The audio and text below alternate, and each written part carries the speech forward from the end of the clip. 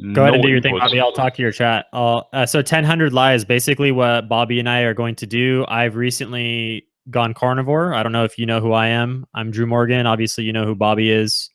I've basically ditched a 4.5 year vegan diet, and Bobby and I have been friends, and we've talked a long time. He's in Bangkok, Thailand, and I'm in Hawaii. So we got some miles apart, but at the same time, we keep in touch. We've always talked throughout the years, and kept track and kept progress of each other.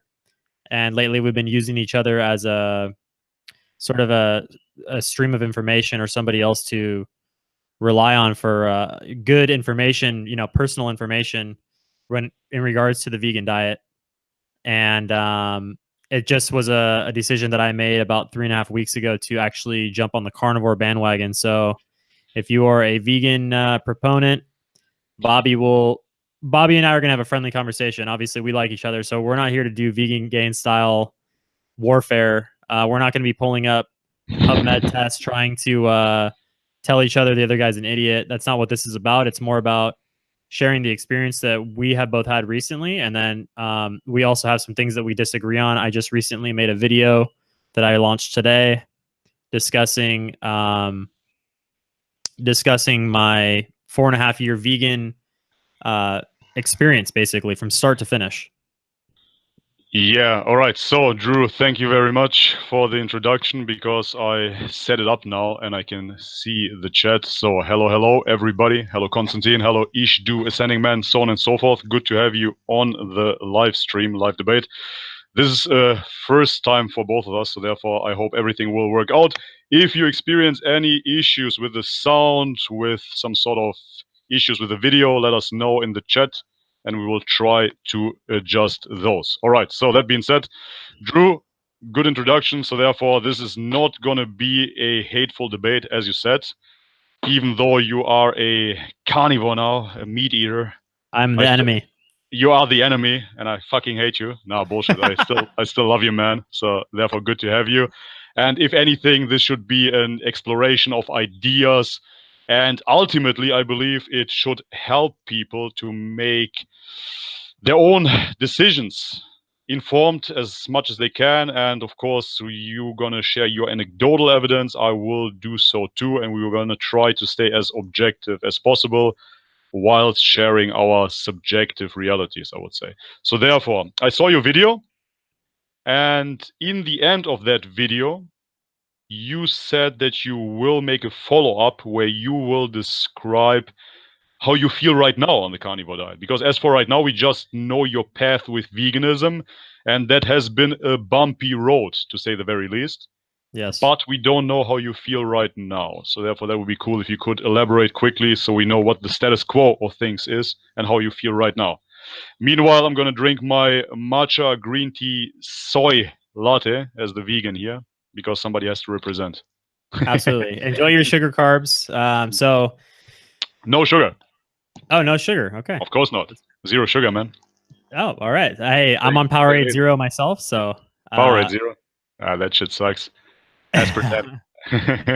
Okay, guys. So for those of you who don't know, very briefly, if you're aware of the ketosis or ketogenic diet, carnivore is an extension of the ketogenic diet. Basically, it's a high-fat, high-protein diet that has little to no carbohydrates in it. Obviously, a very different approach than the typical vegan diet, which is usually a high carbohydrate diet. Obviously, the vegan diet is all about having all plants, all plant-based, not animal products, and carnivore diet and ketosis is going to be generally, you're going to be generally eating an animal product diet. So what I've been eating, just to cover, is basically steak, chicken, eggs, dairy stuff I've been incorporating recently with butter. I've been incorporating cheese and some kefir. So basically, I was going to save this for the video, but Bobby's viewers and all of you beautiful people out there right now, you 29 viewers, we're going to give you the pre-update to the 30-day challenge. So it's been about 25 days right now. All right. Now, to sum it up, I feel very, very good. And I see somebody's asked in the chat, 1000 Lies, do you feel better now? I felt good as a vegan. Let's get that clear. But there's always room for improvement. And there was a few things that were very lacking in the vegan diet that I didn't like. You can definitely go check out my video on that. That will get you up to speed. I But will link the video in the description box after that, or maybe we can even link it in the chat right now, so people can check it out and get up to speed if they want to. if you could find that and dump it in the chat, they could do it. But I can keep wrapping with Yeah, this sure. real quick. Keep on going. I'm gonna do that for you. Cool. Yes, from a new perspective, you are correct. You do need organ meats at some point if you're a carnivore. I've been trying to source those locally. That's very difficult here in Hawaii. There's actually no butchers in town. It's only supermarkets. We do have access to good grass-fed beef, but there's a lot of things. And I see OMAD lifestyle, high-fat diet is a culprit for heart disease and cataracts. Very dumb. Okay. Well, listen, I'm gonna just go through with this, then we'll get caught up with the chat. Sure. Here we go. So basically, how I feel right now is very good. I have very, very good energy. I am losing a little bit of weight. Obviously, I'm not a big guy that needs to lose weight, but everybody can tend to lose a little bit of stomach fat or can stand to lose a little bit of stomach fat. My abdominal muscles have not shown in a while now. It's been about a year. I was gaining fat slowly towards the end of my vegan journey, especially on my stomach. And I've lost a little bit of fat. I've lost a little bit of water weight, about 6 pounds total in the past 25 days. I feel very good. My workouts are very, very, very good. I've been getting stronger, significantly stronger. I've added 6 reps to my pull-up strength in only 3.5 weeks. So I was finding it very difficult to even add a single pull-up rep for months as a vegan. I was literally stuck at about 8 or 9 pull-ups. And sometimes I would actually get less. You know, some workouts I'd come in, I'd actually get less reps than the workout before. So now I'm consistently actually repping out more. And that's the good. The bad is I still haven't totally figured out digestion. Let's cover digestion really quickly because that is, I think, the big reason why a lot of vegans especially, are going carnivore. Yeah. It's for digestive health because it's a zero fiber diet. So you're basically getting very little fiber. You're getting it digests very completely and very well. I actually went recently 5 days without even needing to poop.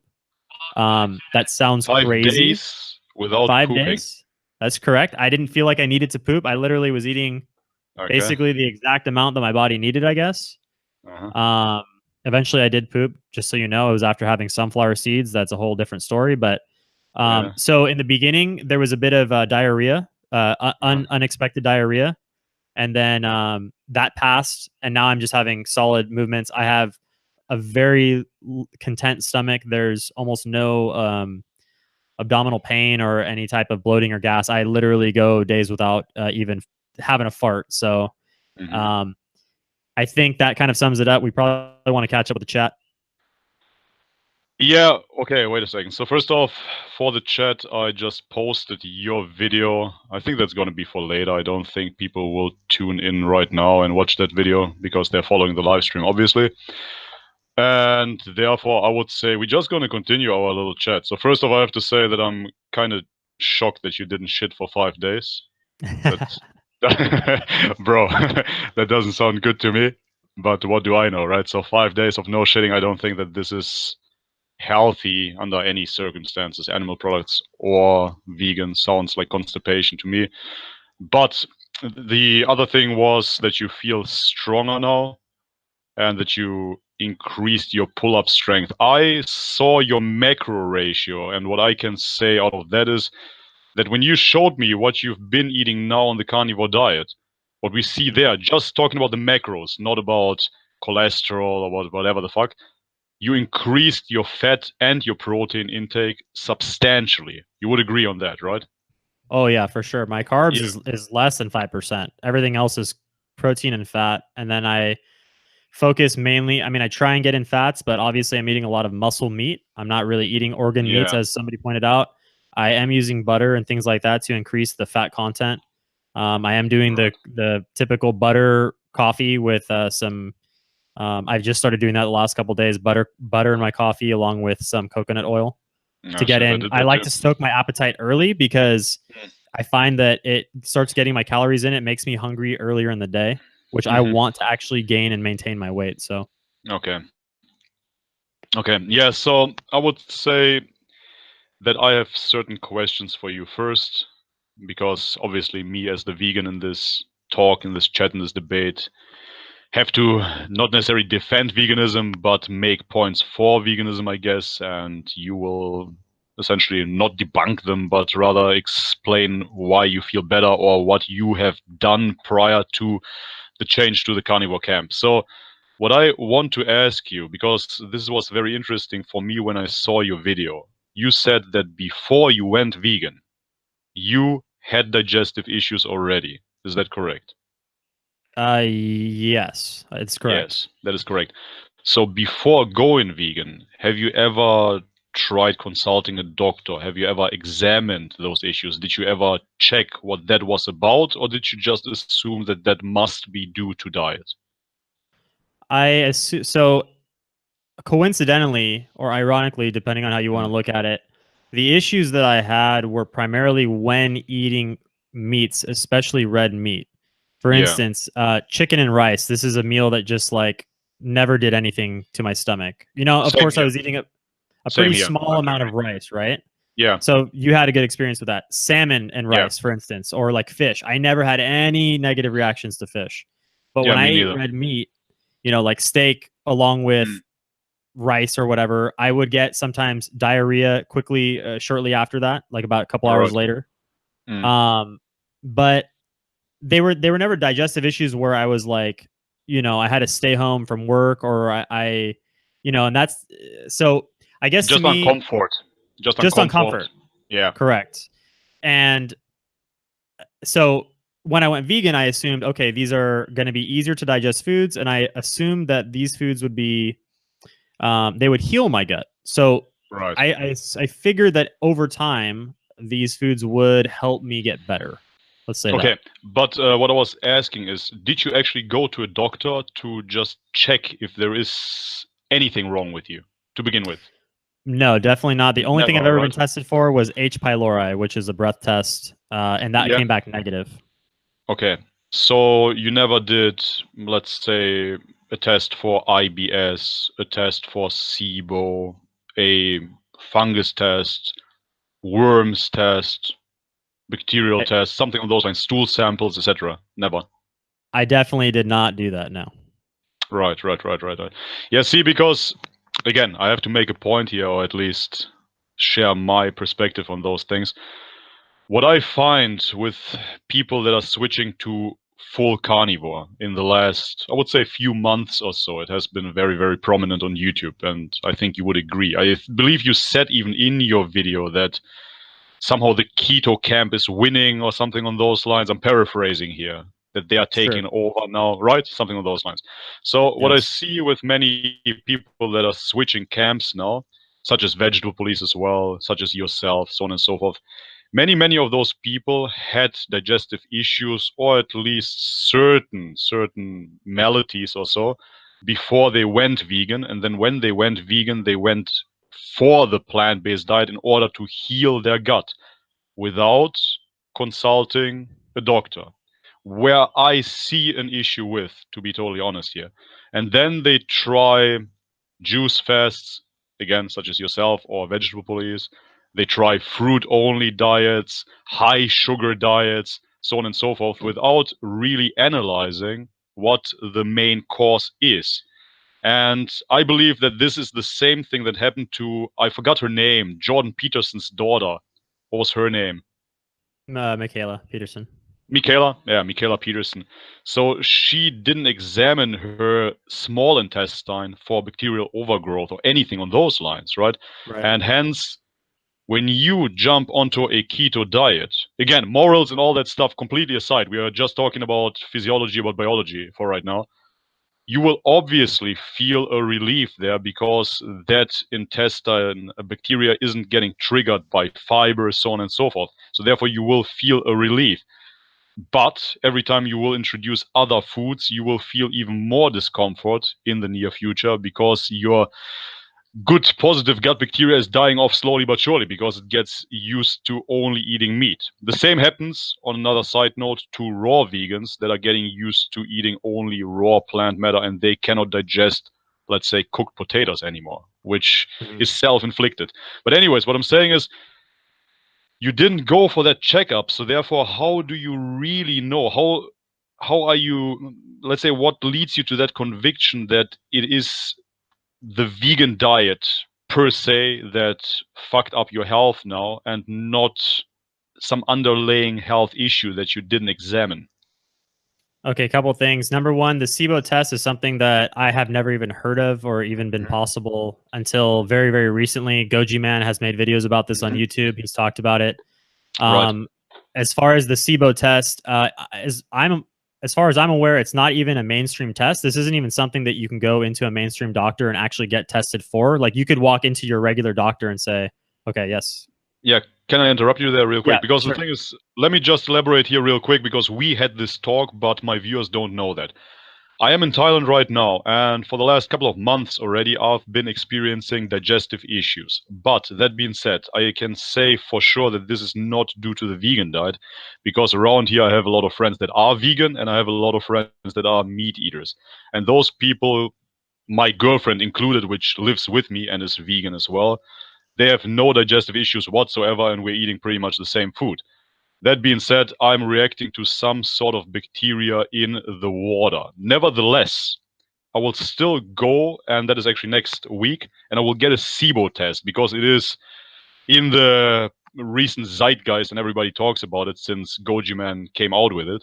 So I will do a SIBO test as well, just to have every little box ticked here, and I can be qualified in talking about every single subject. So environmental and dietary adjustments and SIBO test and whatnot. But what I'm saying here is that the test itself isn't very expensive. It is some sort of breath test, and they don't do it in every single hospital, but it wasn't really hard to find it. They just directed me towards a hospital which is 5 kilometers away from here.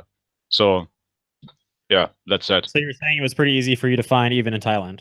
Yeah, absolutely. No issues. I just went down there, and she actually offered me, the doctor offered me that test by herself without me asking, because I told her I have Interesting. digestive issues. And she said, yeah, okay, but we don't offer it in this hospital, so you have to go to Sukhumvit Hospital 5 kilometers down the road. And that's pretty much it. Okay, so I think the last time that I did actually try to get some sort of digestive test done, which is when they gave me the H. pylori test, which was also a breath test, like I said. I got it done in a local urgent care type hospital, All like right. a major facility, and that was like the best they could do for me at that time. That was probably 10 years ago. Yeah, okay. So I really just kind of gave up on it. I just kept eating the way that I did. Sure. I just did what I needed to do to get through the day. It wasn't something that I thought about on a regular basis. However, Mm, when I was starting to make gains on the vegan low carb diet, not yeah. ketogenic diet, I want to be clear. I just did a sort of low carb modified diet, the way that I sort of ate at the time. Keep in Mm, mind, I also drank a lot of alcohol and partied and stuff like that at the time. I ran across somebody who introduced me to veganism. A woman introduced me to mm. veganism, It's and so I always a started woman. doing. It's always a woman, she was very cute. I was interested. So, um, she introduced me to it, and then I took that information. I started looking on YouTube and researching, the avenues that I had available to me. All right. And of course, I decided to go forth with becoming vegan. Now, a lot of Mm, people at the time said that this is the silver bullet. It's going to heal all of your issues. You're going to have yeah. the most energy, all this stuff, right? So Right. that kind of covers the SIBO. Number one, I didn't know this test was even a real Hmm. thing until a few weeks ago. Yeah. Number two, I also want to say that is Goji Man and all these people that are saying that your good bacteria will die off. Like, Hmm. your bacteria is going to be there regardless. So even when you have, by the way, the protocol to cure SIBO by most mainstream doctors is to go on a low fiber diet. So if you were in fact to go to a regular doctor and get the SIBO test done, Mm. they're going to basically put you on a low fiber, almost a ketogenic diet. Mm. Um, so that's the The main protocol. doctors that I was talking to here, sorry to interrupt, Mhm. and they didn't give me a dietary intervention, but they just said that I will receive two different antibiotics and get treated 7 days with one antibiotic and then 7 days with another. But I Okay. would agree that there is this low FODMAP diet where you get rid of all the allergens, which you essentially can do vegan as well. Maybe not as pleasant as eating steaks for many, many people, but yeah, you could do it for 14 days being on a how do you call it, a eco keto diet where you do it plant-based. It would be possible. It's not impossible to do it whilst on the antibiotics. Okay. Oz Fitness, I don't know what your deal is in the chat there, buddy, but you need to settle down over there. We're What's having a going on? regular conversation. He's just talking crap. He thinks that I'm a misguided soul. First of all, I might go back to veganism, just so you know, Oz Fitness. You're a misguided soul, Drew, and the only reason why I have you here on the channel is to expose you. You and your carnivorous bullshit. Right, exactly. So expose me all you want. That's perfectly fine. That's what I'm here for. But you know, No, I'm kidding, Oz man. Fitness, go ahead and chill. Go ahead and watch the rest of this. Wait a second. Can we block somebody? I haven't seen it. So who is giving you shit? It's Oz Fitness. He thinks he's a clairvoyant. He's saying that basically he can feel my negative energy. I can't focus on the topic, even though I'm watching two screens with a broadcast and all this stuff going on. So anyway. Wait a second. So. Everybody in the chat, calm down. And Oz Fitness, sorry, buddy, but I'm going to put you on a timeout. So you can come back. Ooh. Yeah, just a timeout, you know, a friendly timeout. You can come back in 10 minutes, I believe. So therefore, we don't get distracted. This is only to share our own experiences, because let me say this before we continue. I want this to be as loving and friendly as possible, because I don't hate anything more than a division between fellow humans, no matter which side they are on. If anything, this should be about truth. So therefore, right now, Drew Morgan is experiencing his subjective truth, his subjective reality. So do I.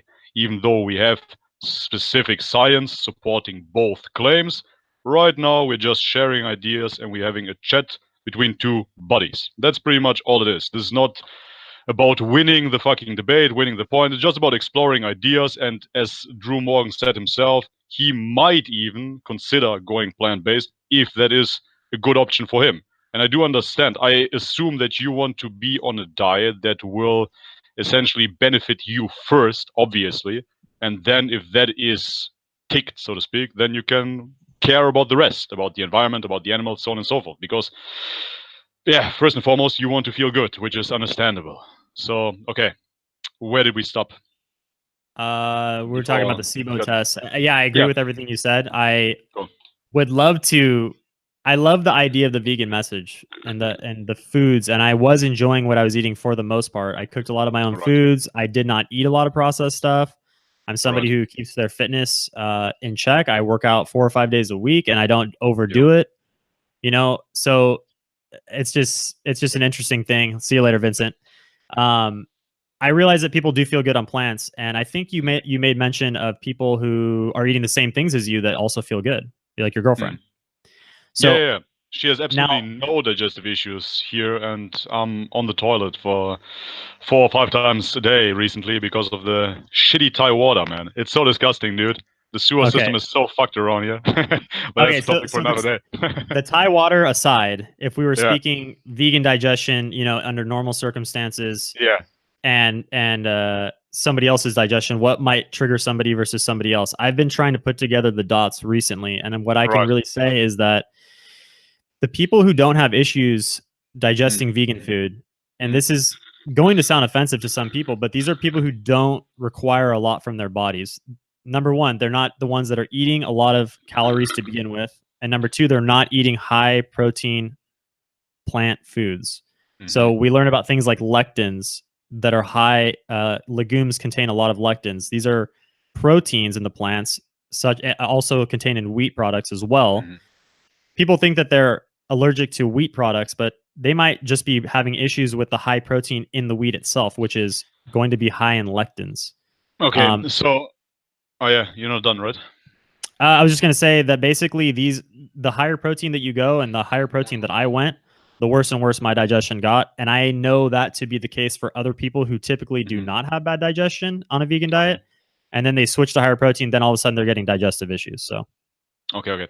Yeah, so you stated there that people that do feel good on a vegan diet are people that are not really performing on a higher level, or what was the... They're not demanding a lot of their bodies. They're not demanding a lot of their bodies. Yeah, exactly. Right. So yeah, I obviously have to disagree there because I am demanding quite a lot of my body. Absolutely. Absolutely. Right. You have Right. gains. Absolutely. That's why somebody like you, I value your experience because you're doing something at my level or higher. I would say Yeah. you're much higher level with the way that you bodybuild and the way that your results. And I'm a results Right. based person. Yeah. Yeah. For me, Sure. it's Sure. Sure. like, with when it comes to results, like, why is this diet so good? Why do I have a white coating on my tongue? Why do I Mm. have digestive issues that I aren't don't. fixed? Mm. That you do Yeah. not. Nope.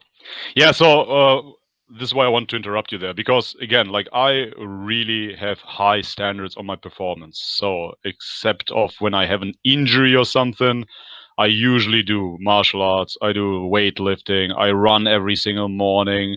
At my job right now, I'm working with kids, with scouts, so we are camping and whatnot. So therefore, I'm active all day, right?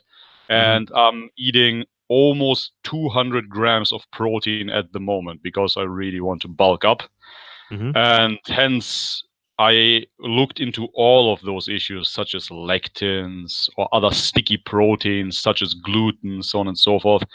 And yes, they are present in beans, but if you take kidney beans, for example, after boiling them, Hmm. 100% of lectins is killed off. The only bean that is still somewhat persistent would be the black bean, which can contain up to 20% of lectins, so 80% dies off after regular boiling. If you Hmm. pressure cook them, on the other hand, 99% dies off. So therefore, I really don't see the lectin hype. I know this one Dr. Gundry which is Right. trying to sell the idea with the plant paradox. On the other hand, he's selling lectin blocking supplements as well, which I find quite funny. And by the way, I publicly state I am not a fan of supplements. So that's another thing about Yeah. what I enjoy putting in my body. I think that if we had a very natural diet that was appropriate for our body, we wouldn't Mm, need these other supplements. So somebody like Dr. Gundry he's selling you to mm. eat plants, but he's selling you lectin powder or whatever. To me, that's counterproductive. I don't want to go that route. Nah, but I don't believe that we need those lectin blockers to begin with. He actually doesn't say that you should be eating beans. Dr. Gundry is saying that you should eat beans maybe once a week. Other than that, you should abstain of them. Right. But because they are so delicious, you should eat them with his supplements sometimes, Okay. you know. It's just a Got it. sales pitch. That's ridiculous. But anyway, so I don't really see the issue in lectins because again they die off when you cook them, but that aside, you said something there with you didn't want to supplement, and Well, again this can I can is I make a not yeah. can I make a point about the beans though? Because Yeah, sure, I go didn't for it. have I can say that I did not really have issues with black beans or kidney Yeah, beans. And I know yeah, that me neither. specifically. But Yeah. garbanzo beans and lentils Mm. would cause me gas. Usually if Okay. I ate them for dinner, I would have gas and bloating even through the next day up until about lunchtime. Right. So I can say that that's a very consistent thing with those two beans. Mm. I don't know if it's Yeah. a lectin issue or if it's just those beans themselves, but they still give me problems. Yeah, sure. No, but you said something there about supplementation and that it isn't natural or that our diet is supposed to be so natural, so on and so forth. So again, this isn't supposed to be a vegan gains diet, and I don't want to scream out appeal to nature fallacy and all that shit. Right. But what gave you the, let's say, why do you have this perception that our diet needs to be natural, whatever that means, in this unnatural environment, if you will? Because let me just state one thing. If we are talking about, let's just say, plain meat, for you or me, the consumer, to acquire that meat in the end, it needs to be bred, it needs to be raised, it needs to be fed, it needs to be killed, it needs to be cooked, processed, whatever the fuck, until it comes into the supermarket for you to buy that, right? So there is a company or many, many companies, there are necessary steps in order for us to purchase those products. On the other hand, if there is a company which extracts, let's say, protein out of peas, we classify this as a unnatural supplement. Why is the one thing natural and the other thing unnatural in our modern day society? That's a question to you. I guess my answer to that would be that no matter where you are in the wild, you would be able to find these foods that I've been consuming or have chosen to consume. And these are the things that we would have been eating for probably millions of years and that have always been available to us. Sure.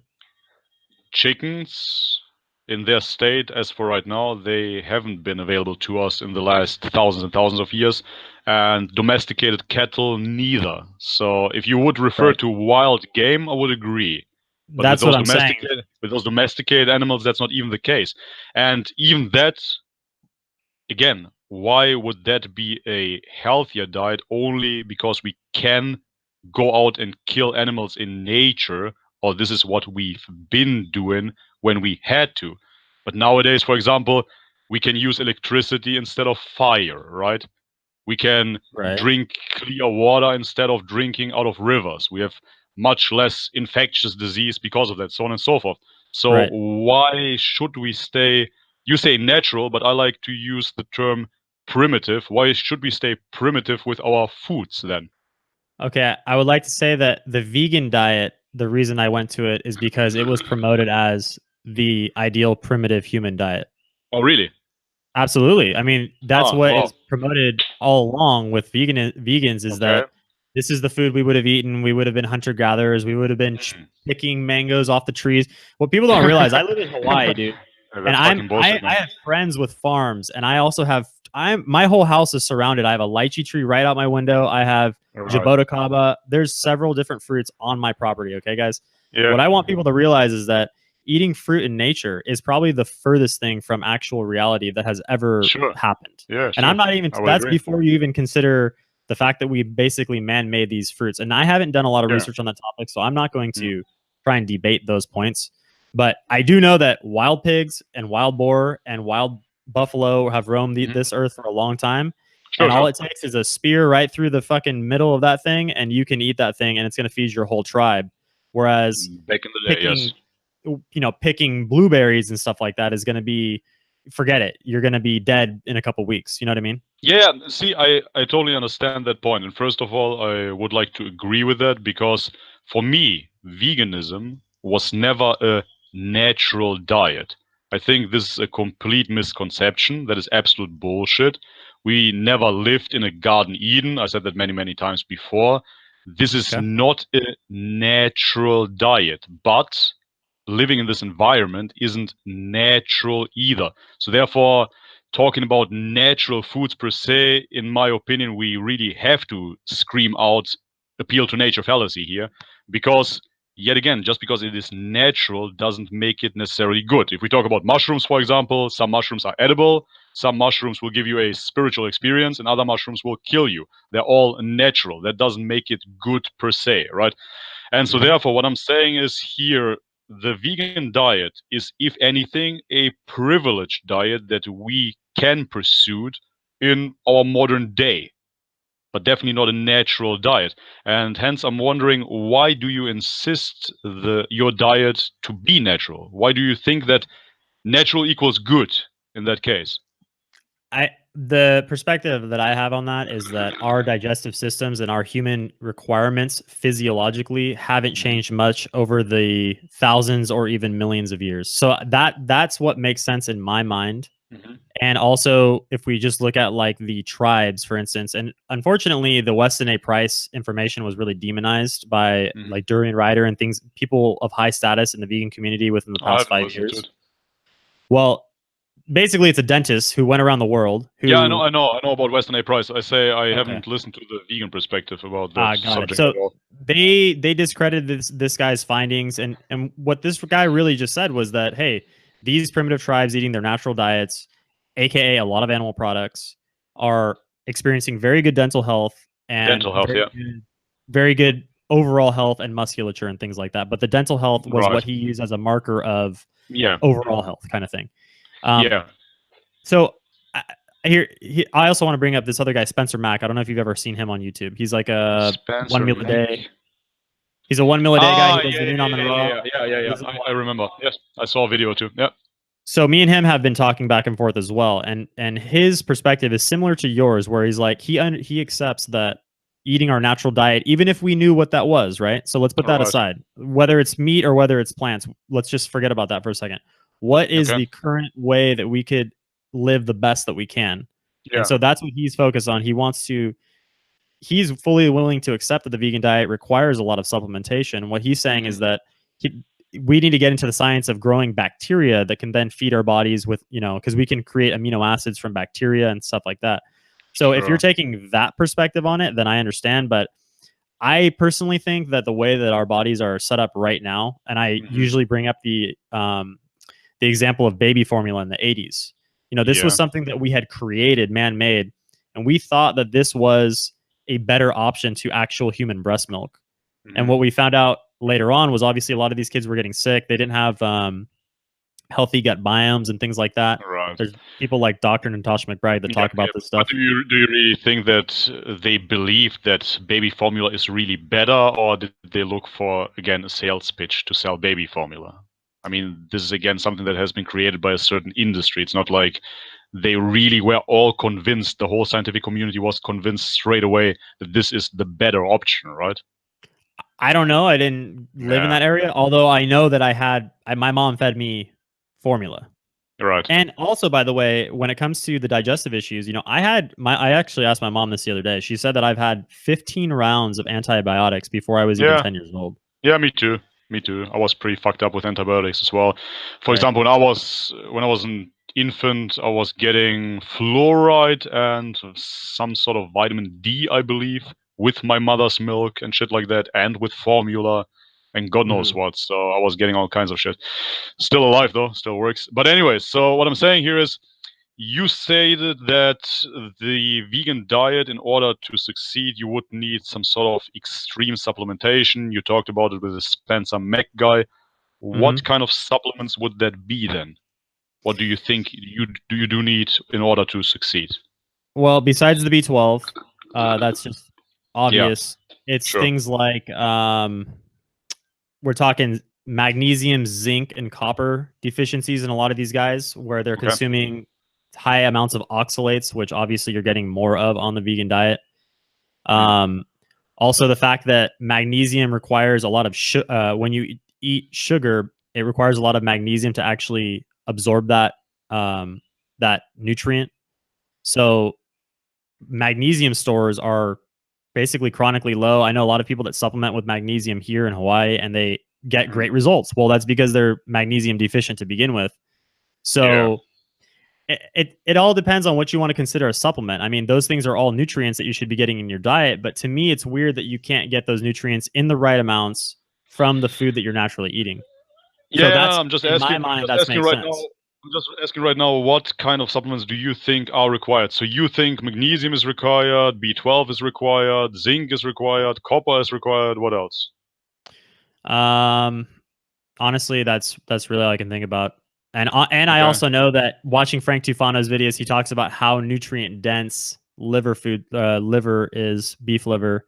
Like there's a chart that shows basically everything that it has, and it's basically a vitamin storage unit. Yeah, because the liver is essentially filtering out pretty much everything in the body. So therefore, obviously, there will be a lot of storage, a little bit of residue, of course, which then delivers you those nutrients and vitamins. But I have to disagree. I mean, I again, this is anecdotal evidence, of course. I Right. went to a blood checkup. I don't know if I can list it here in the chat or so, but I tested for magnesium, for B12, D vitamins, overall protein levels, pretty much everything, honestly. Hmm. And my levels are all great. So my B12 was too high. The B12, I think the reference range is from, I need to make up numbers now. I think it was from 1 to 100 or whatever, and mine was over 9,000. Yeah, so because I supplemented a Right. little bit too much apparently. So it was all a-okay, and all I'm supplementing literally is a B complex. I'm not even eating specific B12 supplements or whatever, just a B complex. Wait a second, I have it here. So here, stress steps, B capsules, whatever the fuck that is. Here, B6, B1, B2, whatever.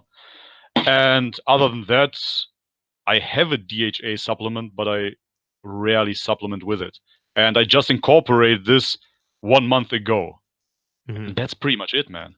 Like, yeah, I have a So protein. have a protein shake, but this is what I've been doing all my life during working out, because working out isn't a natural thing to do to begin with. Yeah. Sure, that's fine. So I guess what I would say is that as far as supplementation goes, I mean, yeah, I don't know. I mean, it depends on your absorption, right? So at times I Yeah. would say that my absorption on the vegan diet was very good. And if you Mhm. saw my video, so I show the timeline of when I went from post juice fast 135 pounds to about 143 pounds. Right. This was a period of like 6 to 7 months. Mm. And I felt good. I had good digestion. So that's Mm. the marker for me. Is like if I have good digestion, that means I'm probably absorbing the food correctly. I was making gains. I felt good. I had Yeah. good digestion, right? Sure. Then when the digestion goes bad, so let's use the zeitgeist current status right now of what does bad digestion mean on a vegan diet? The people who are on my camp, right? They're Yeah. basically saying that the plant fibers are going into your system. The bacteria is digesting those fibers where your body's not really meant to digest a lot of plant fiber at the same time, and you're now Mhm. creating uh, issues in your gut walls. You're ruining the villi, and you're creating gaps in the villi, which allows foreign particles to get into your bloodstream that shouldn't be there. So Mhm. once this happens, we're talking like hell breaks loose within your digestive tract. Mhm. And of course, there's very prominent doctors on both sides of it arguing both sides, right? Mhm. So who do you trust? For me, the reason that I eventually had to pull the trigger on this was because what the carnivore doctors were saying made sense, and I also had I also had experienced those exact issues that they're describing. So Mhm. it wasn't like a future, you know, pre-planning. Oh, well, hopefully I don't get this leaky gut syndrome. I fucking Yeah. had it. You know, I Mm. had the issues that they were talking about, and I wanted to just stop it immediately. So hopefully that's healing. And one of those markers that I'm actually using to judge that is the white on the tongue. Mhm. So, and I will say right now, 25 days in, that the white on the tongue is not completely gone. Yeah. So I have very good digestion now, but I Yeah. don't know if that is going to heal within a month or 2 months or Mm. never. I don't know. It Yeah, never but went away this on the vegan diet. Yeah, this is why I asked you in the beginning, if you did some sort of SIBO test or what have you, because again, the fiber usually shouldn't be an issue for a healthy individual, right? Quite the opposite. Your gut bacteria would feed on the fiber. This is what it's there for. This is why it's indigestible, quote unquote, because our gut bacteria is feeding on fiber. So in healthy individuals, that shouldn't be an issue at all. That being said, if you didn't resolve those issues, let's just assume you have SIBO, right? Let's just make Right. that, this assumption here, then you would still need to go through with an antibiotic treatment, right, in order to kill off that bacteria which is fermenting in your Right. small intestine. So as long as that isn't resolved, you can mask the issues with eating meat for quite a I long have heard that time. theory. I have heard Right? that theory. Right, yeah. That is, to me, that is a theory. And also, by the way, I've done a little more research on SIBO. I don't know if you have like looked into it, but Yeah, I did. even the people that get rid of their SIBO with antibiotics, they Yeah. say that it's a 50% recurrence rate within the first year, even if you do everything right.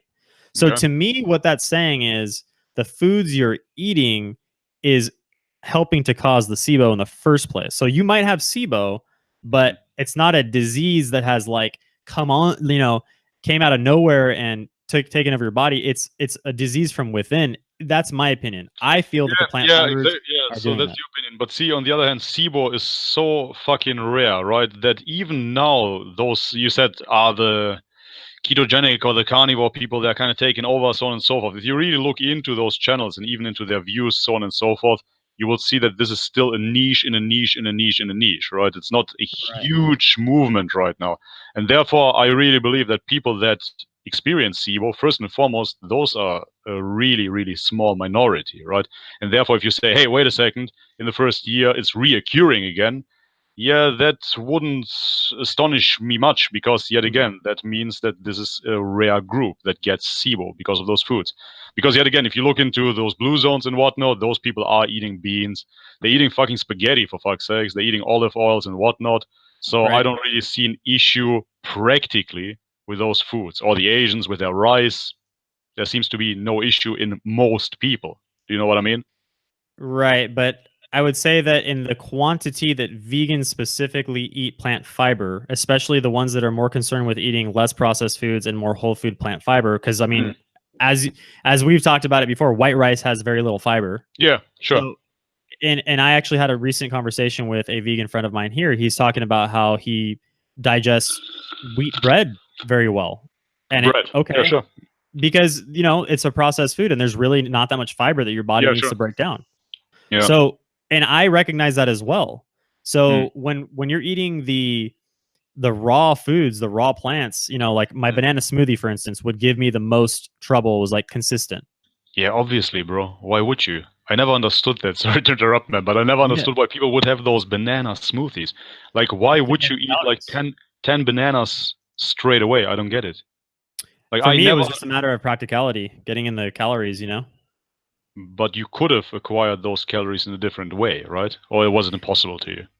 It was basically impossible for me personally. I mean, like I said, when I was on the whole food plant-based diet, literally Yeah, doing no smoothies at right. that time, I was eating fruit by hand. I was juicing orange juice every morning, Yeah, eat with exactly. chia seeds, you Yeah, know? yeah, of course, I know. So, okay, so what I want to lay out here, again, I always need to remind the viewers and everybody here it's a friendly debate, even though I'm making a statement for veganism here.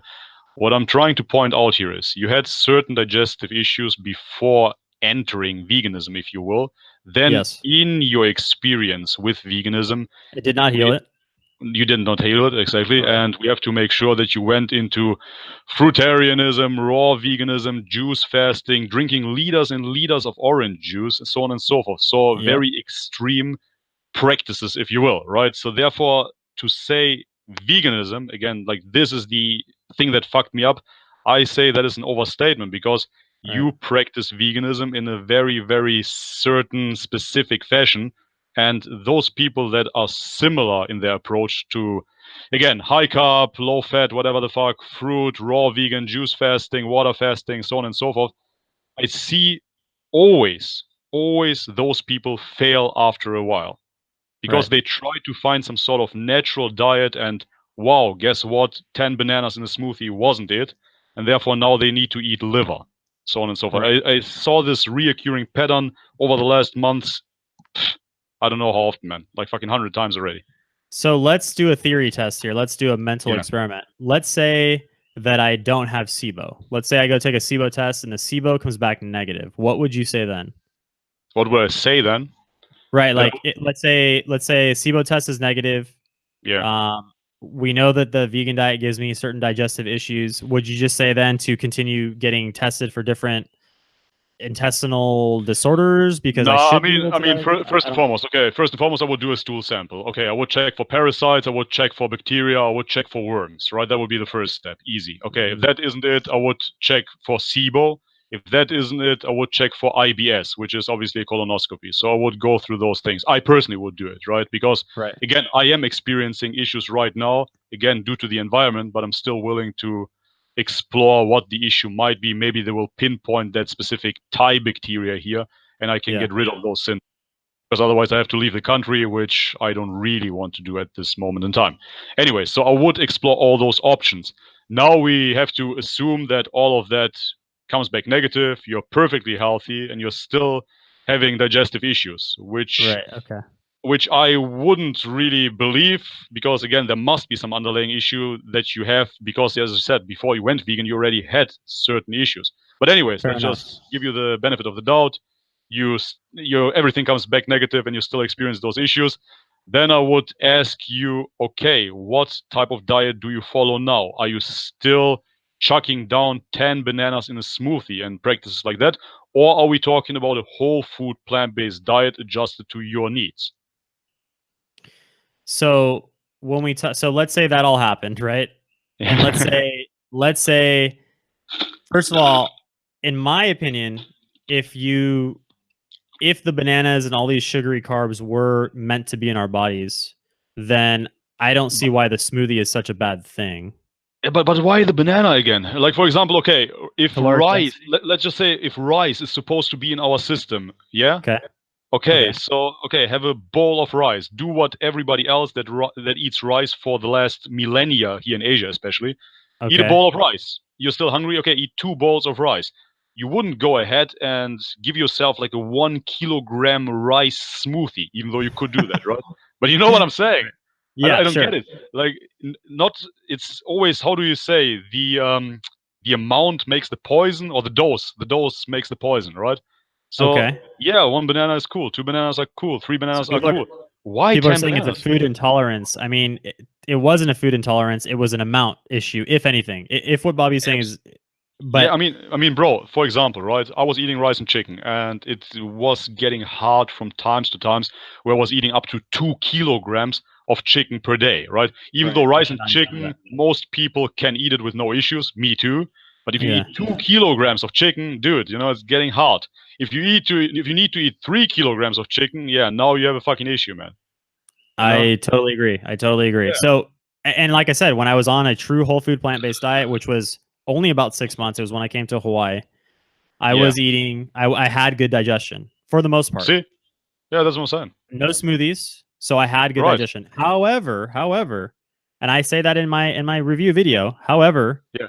I could not gain muscle. I could not gain weight. I was Okay. 135 pounds. So Okay. therefore, like you said, it's got to meet your needs, and Right. it did not meet my needs whatsoever. Okay. So now we established that if you, first of all, okay, we just gonna dismiss the whole SIBO issue. We just assume that you are perfectly healthy and that a raw vegan smoothie, juice fest, whatever the fuck diet is fucking you up indeed. The Right. whole food plant-based diet, on the other hand, works for you, but not for your gains, right? Okay. So Correct. now, out of our personal conversations, I have to extract that. I hope you're right with this. I Yeah. asked you how much protein you've been consuming, and you said that it was super fucking low, right? You were around, what was it, 50 At grams or so? at 60 that grams, time, maybe? yeah, at that time it was like 60 to 80. Right. Whole And Foods. this is where I have to step in as a bodybuilding enthusiast and Yes. lifelong fan. 50 to 60 grams of protein is not enough, bro. That won't Absolutely. give you gains.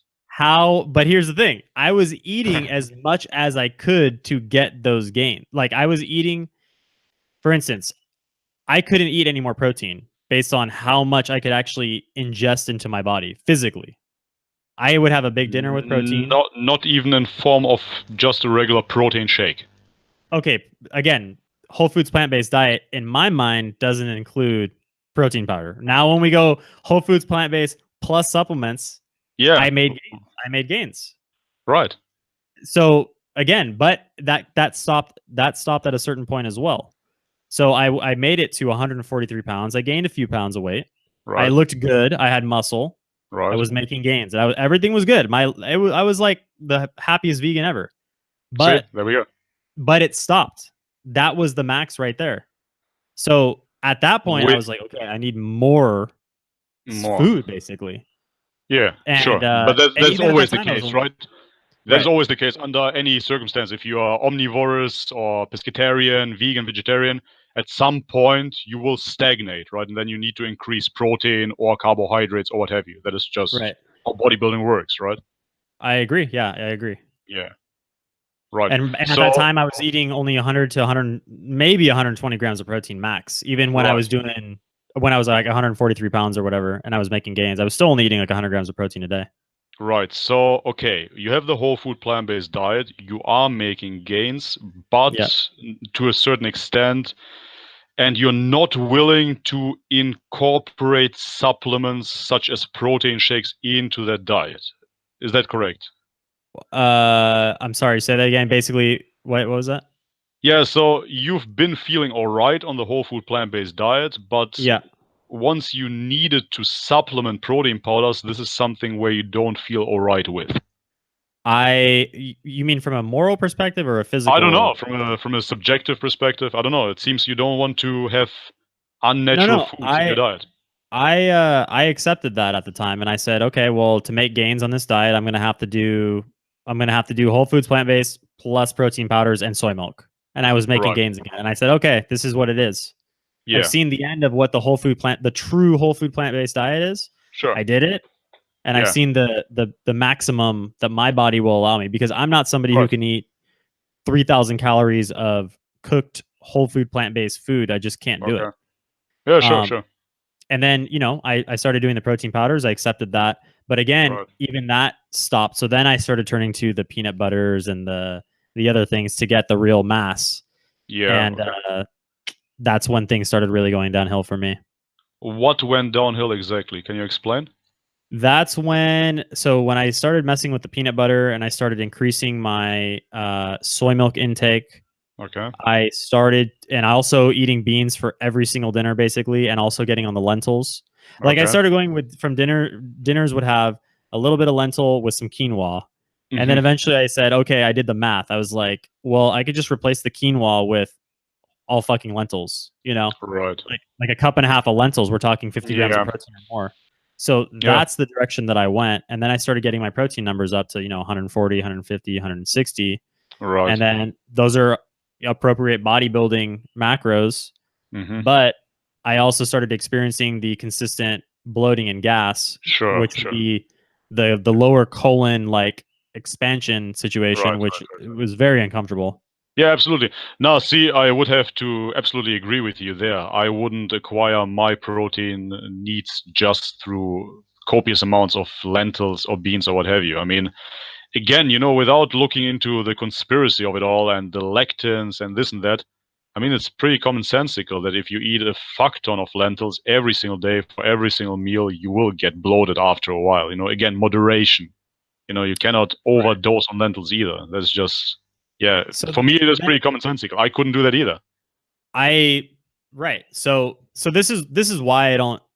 I mean, the SIBO thing is possible, but like I said, I mean, I had a period where I had good digestion. So for me, it's like, okay, well, why did it go away there? So probably I don't have an underlying issue. It's just a matter of what I'm currently eating. And yes, I agree with you. Maybe I kick back on the lentils, I lower the beans, but then now I'm down to 80 grams of protein again and making no gains again. And at that point, I would just have to double up on my protein powder. And maybe I hit the ceiling of protein powder where I start getting digestive issues on just protein powder. But for me, I digest protein powder pretty well. So yeah, I could triple down and do 3 scoops of protein powder a day, and now I'm up to 150 grams of protein and on a whole food plant-based diet and making gains and I have good digestion. Maybe that's a theory. I don't know. I haven't tried that. I basically gave up. Yeah, that's pretty much what I did. This is exactly what I'm saying. So therefore, if you could be on a whole food plant-based diet and supplement your, if you will, artificial needs through added exercise, which is unnatural to begin with, because in nature you wouldn't lift heavy shit from A to B anyways, right? So therefore it becomes an artificial activity, if you will. So therefore, to supplement your nutrition in order to get those gains, what is the problem there? I'm fine with that. Especially if you digest protein powder fine. I don't really understand what the issue is. I'm fine with that. For me, and actually, I have to think back into the moment of that time period, right? Because it was about a year ago now when that thing ended for me, feeling good on the digestion, because I've had bad digestion for over a year now. Yeah. Now, I remember I was getting hungrier, obviously, because I was working out a lot, so you get to a point where the protein shakes don't really satisfy you. So then you need more food, and then once you start getting in more food, then the digestive issues sort of start to hit you. And I know other people personally who are doing low protein diets. By the way, I had bad digestion when I did low protein. That was the raw till 4 days early on veganism for me. Yeah, obviously. I mean, let alone the enzymes in those bananas, the pectin itself. Man, if you have diarrhea, for example, you can eat 1 to 3 bananas in order to get enough pectin into yourself so you stop the diarrhea. I don't understand why anybody came up with the idea to ingest 10 fucking bananas in a smoothie. Again, for me, it's mind-blowing, but I haven't been following the vegan gurus too much. I only see it here and there, people chucking down 10 bananas, and I'm just wondering, what the fuck are you doing? Vegan or not? That is not a good idea. But anyways, yeah. Fair enough. That was just the information that I had in the early days. And sure.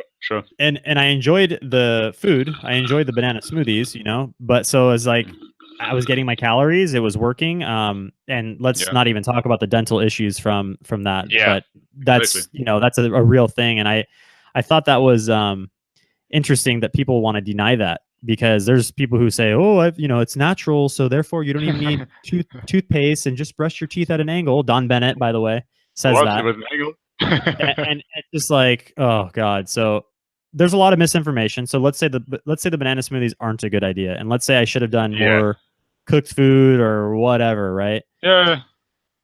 Instead of the banana smoothie, because I did like the Absolutely. hydration from it. However, I hated Right. sitting here because it would take me 2 hours to eat my lunch every day, pretty much just sipping banana Shit, smoothie. man. You know, you're getting a sugar high, you're getting all jacked up, and Yeah. then an hour and a half later you're falling It asleep. You know. drops. Yeah, of course. Yeah, that is absolutely insane. This is what I'm saying. So any diet, I mean, it doesn't have to be 100% whole food, plant-based. You can have a little bit of processed food. You can have a little bit of supplementation, whatever the hell. But in general terms, you shouldn't base your diet on smoothies and juices. That is just an extreme approach that isn't founded on any clear-cut evidence or any science. We talked about it before in our stream. You know, this is just an ideology of raw vegans and fruitarians. There's no I basis agree. in science for that shit to do that. You know what I mean? If it takes you 2 hours to get your meal in, what the fuck, man? Like, it shouldn't take longer than 10, 20 minutes. I agree, and that is something that I do like about the meat-based diet is you eat a plate of, you know, something this big and that's 800 calories and you just forget about food for the next 10 hours. And I just want to be clear now for all the people watching right now is I'm not Yeah. necessarily a carnivore or keto salesperson yet.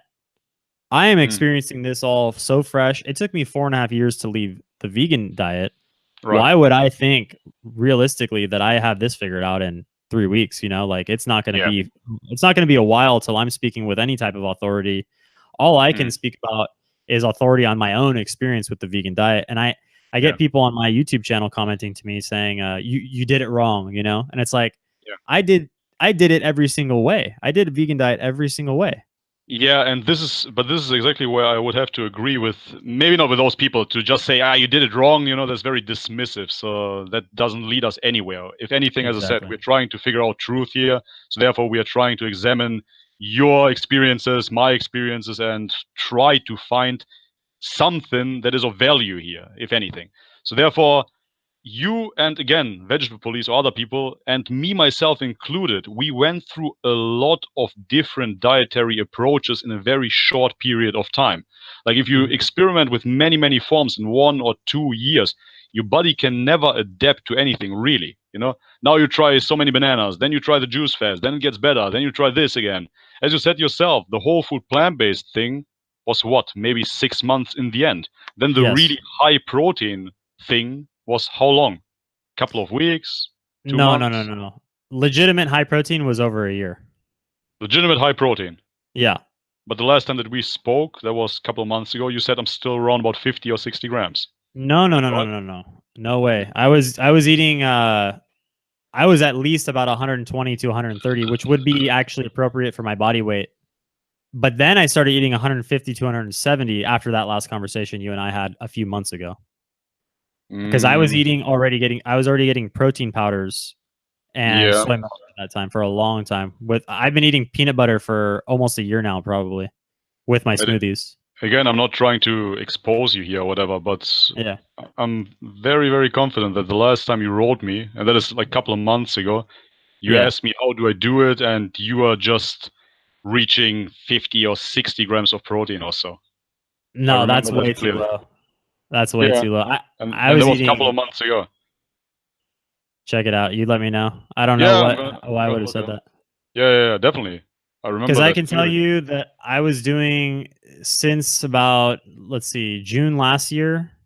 Mm, Oh, you're probably thinking of I took like a month or two off of working out, and okay. I was eating 2 meals a day, Right. like not even eating protein smoothies at that time or anything like that. So Mm-hmm. I took like a month or two off because I was gaming very hard, playing a lot of Fortnite, and I just got Okay. sucked into gaming for like 18 hours a day, and Mm-hmm. I wasn't doing anything. So I was like, okay, I don't need protein smoothies, and I had a very decreased appetite. So Yeah. yeah, at that time maybe he was getting like 50 to 60 grams a day, maybe. Yeah, but that's what I'm saying. See, you experimented with many different forms. Like then you didn't work out, then you were gaming, then the protein was low again, so on and so forth. I personally believe that it's kind of, yeah, let's say, tricky at the very least if you eat low protein over a longer period of time anyways. Like even for a couple of weeks, you already will starve yourself. Your body needs proteins under any Warrior circumstances. Warrior Monk says he fruits and protein powder and some nuts. He's 220 pounds and 6'3". That's Pictures, interesting. Yeah, pictures. exactly. Go ahead and send us some video, send us some pictures. Let us know your body fat, let us know your lifts, Yeah, and how long have you been doing that? That's what I want to know. So pics, another or it thing I didn't want happen. something I want to comment on, Bobby, is Bro, bro.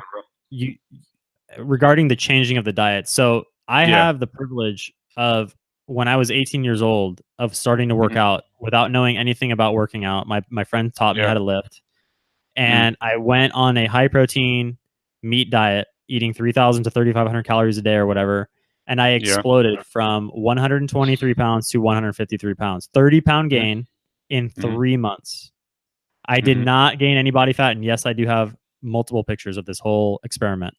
So for Yo. me, I know how my body responded back then on those products. And I know how long Mhm. it took me to respond now. And that was Mm. a complete big change. Okay, although I have to intersect and say those could have been and highly likely were newbie gains, right? In Sure. the beginning, I was eating pretty shitty myself, not straight away on high amounts of animal products, and I was making great gains. Really, Okay. really great gains. And then I adjusted my diet. I started eating more meat, so on and so forth, and developed into a proper bodybuilder. But in the Right. beginning, you will make gains either way, and there will be much, much more radical than gains that you make in your 30s. How old are you now? 33. Yeah, exactly. So you cannot That's expect the same gains, understandable. right? That's understandable, but the amount of size gained in 3 months, it's like if I even got close to half of that Mhm. would be good on the vegan diet, but I didn't even get close to that. I mean, it took me like 4 or 5 months to gain 5 pounds. Yeah, And I had to resort to protein powders on the whole food plant-based diet. I guess sure. my point is my gripe with the vegan diet is the true whole foods plant-based diet. That's the diet that even though it gave me the best digestion, Hmm. that's the diet that I say is not sustainable because at that point I do believe you're going to run into nutrient deficiencies because at the end of the day you're not eating that much food.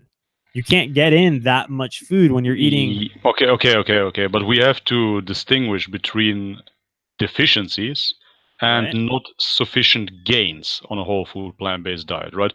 Because I would agree even that a whole food plant-based diet can be very, very helpful, or maybe possibly even the healthiest. Who knows, right? Right.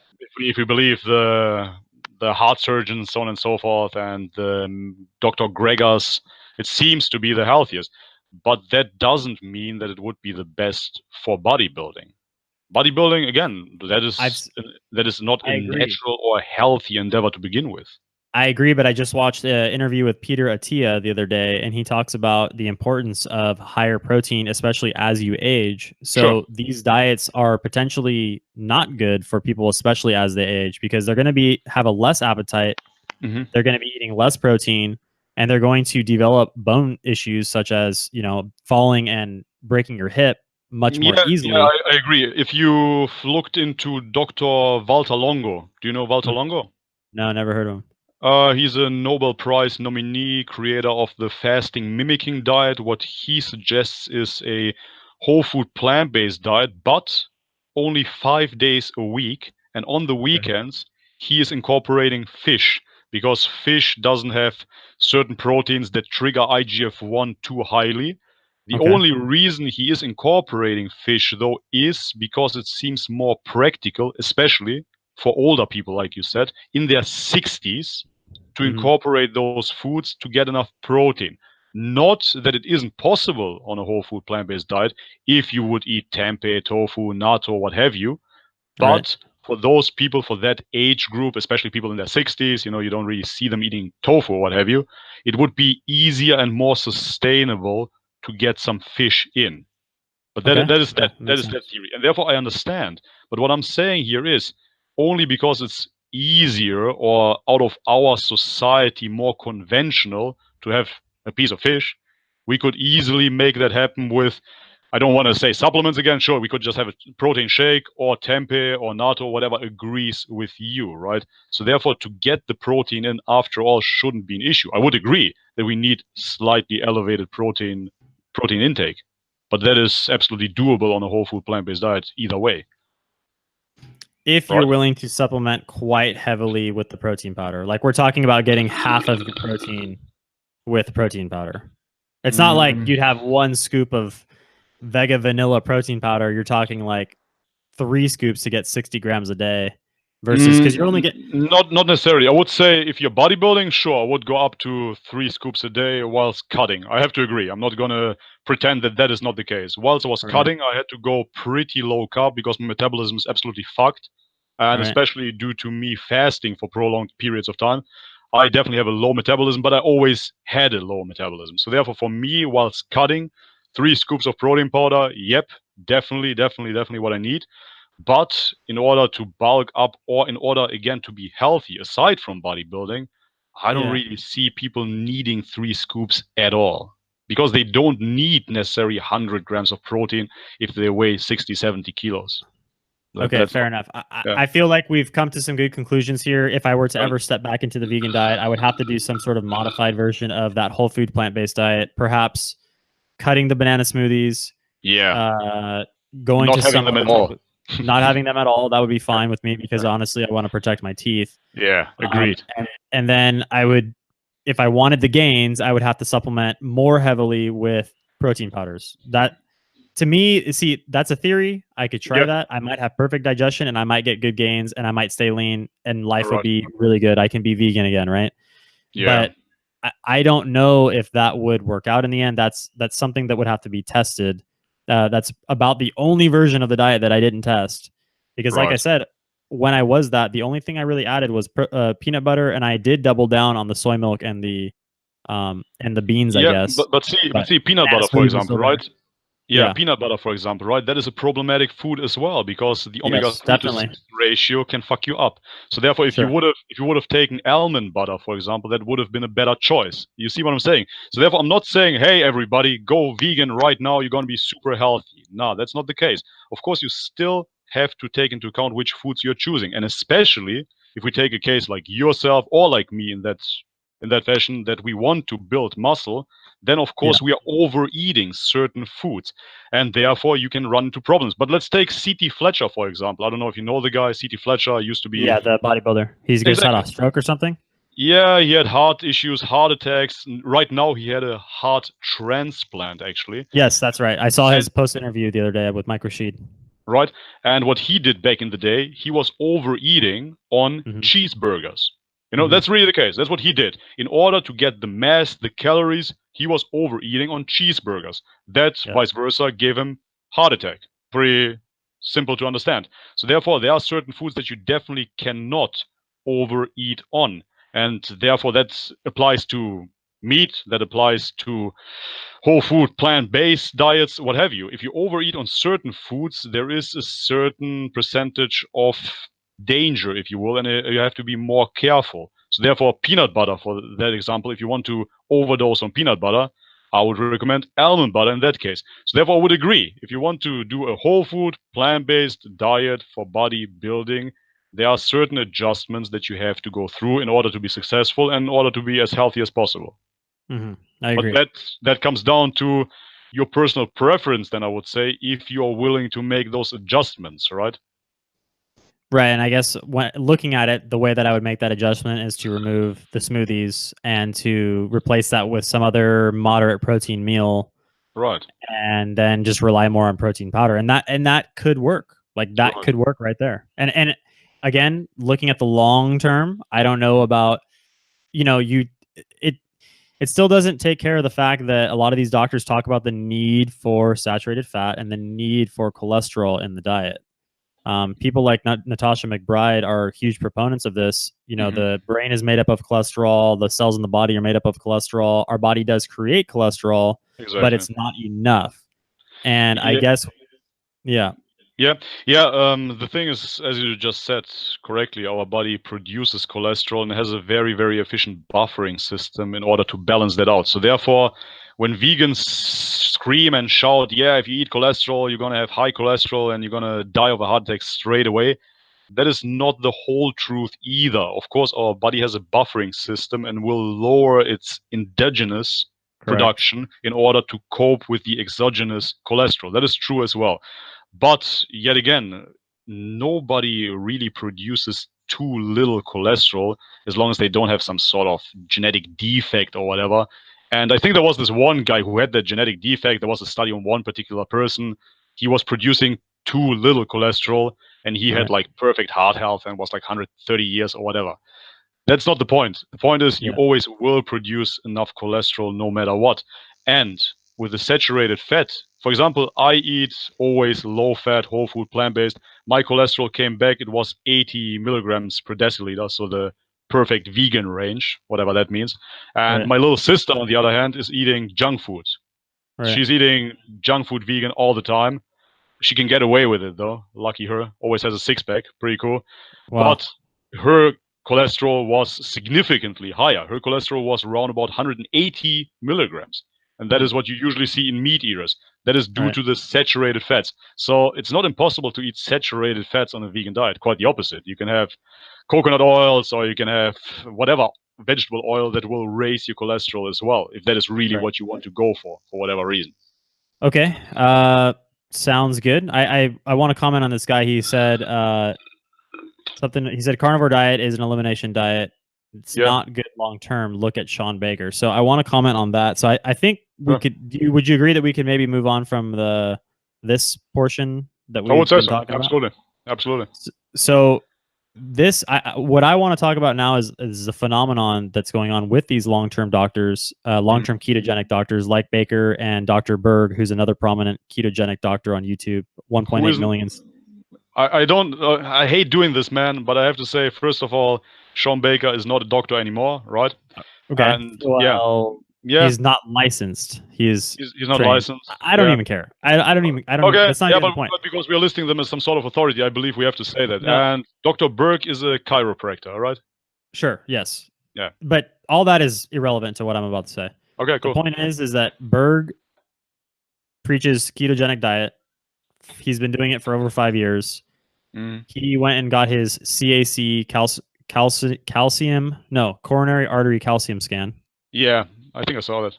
Score comes back with a 0. Sean Baker just got his results back yesterday. Score comes back with a 0.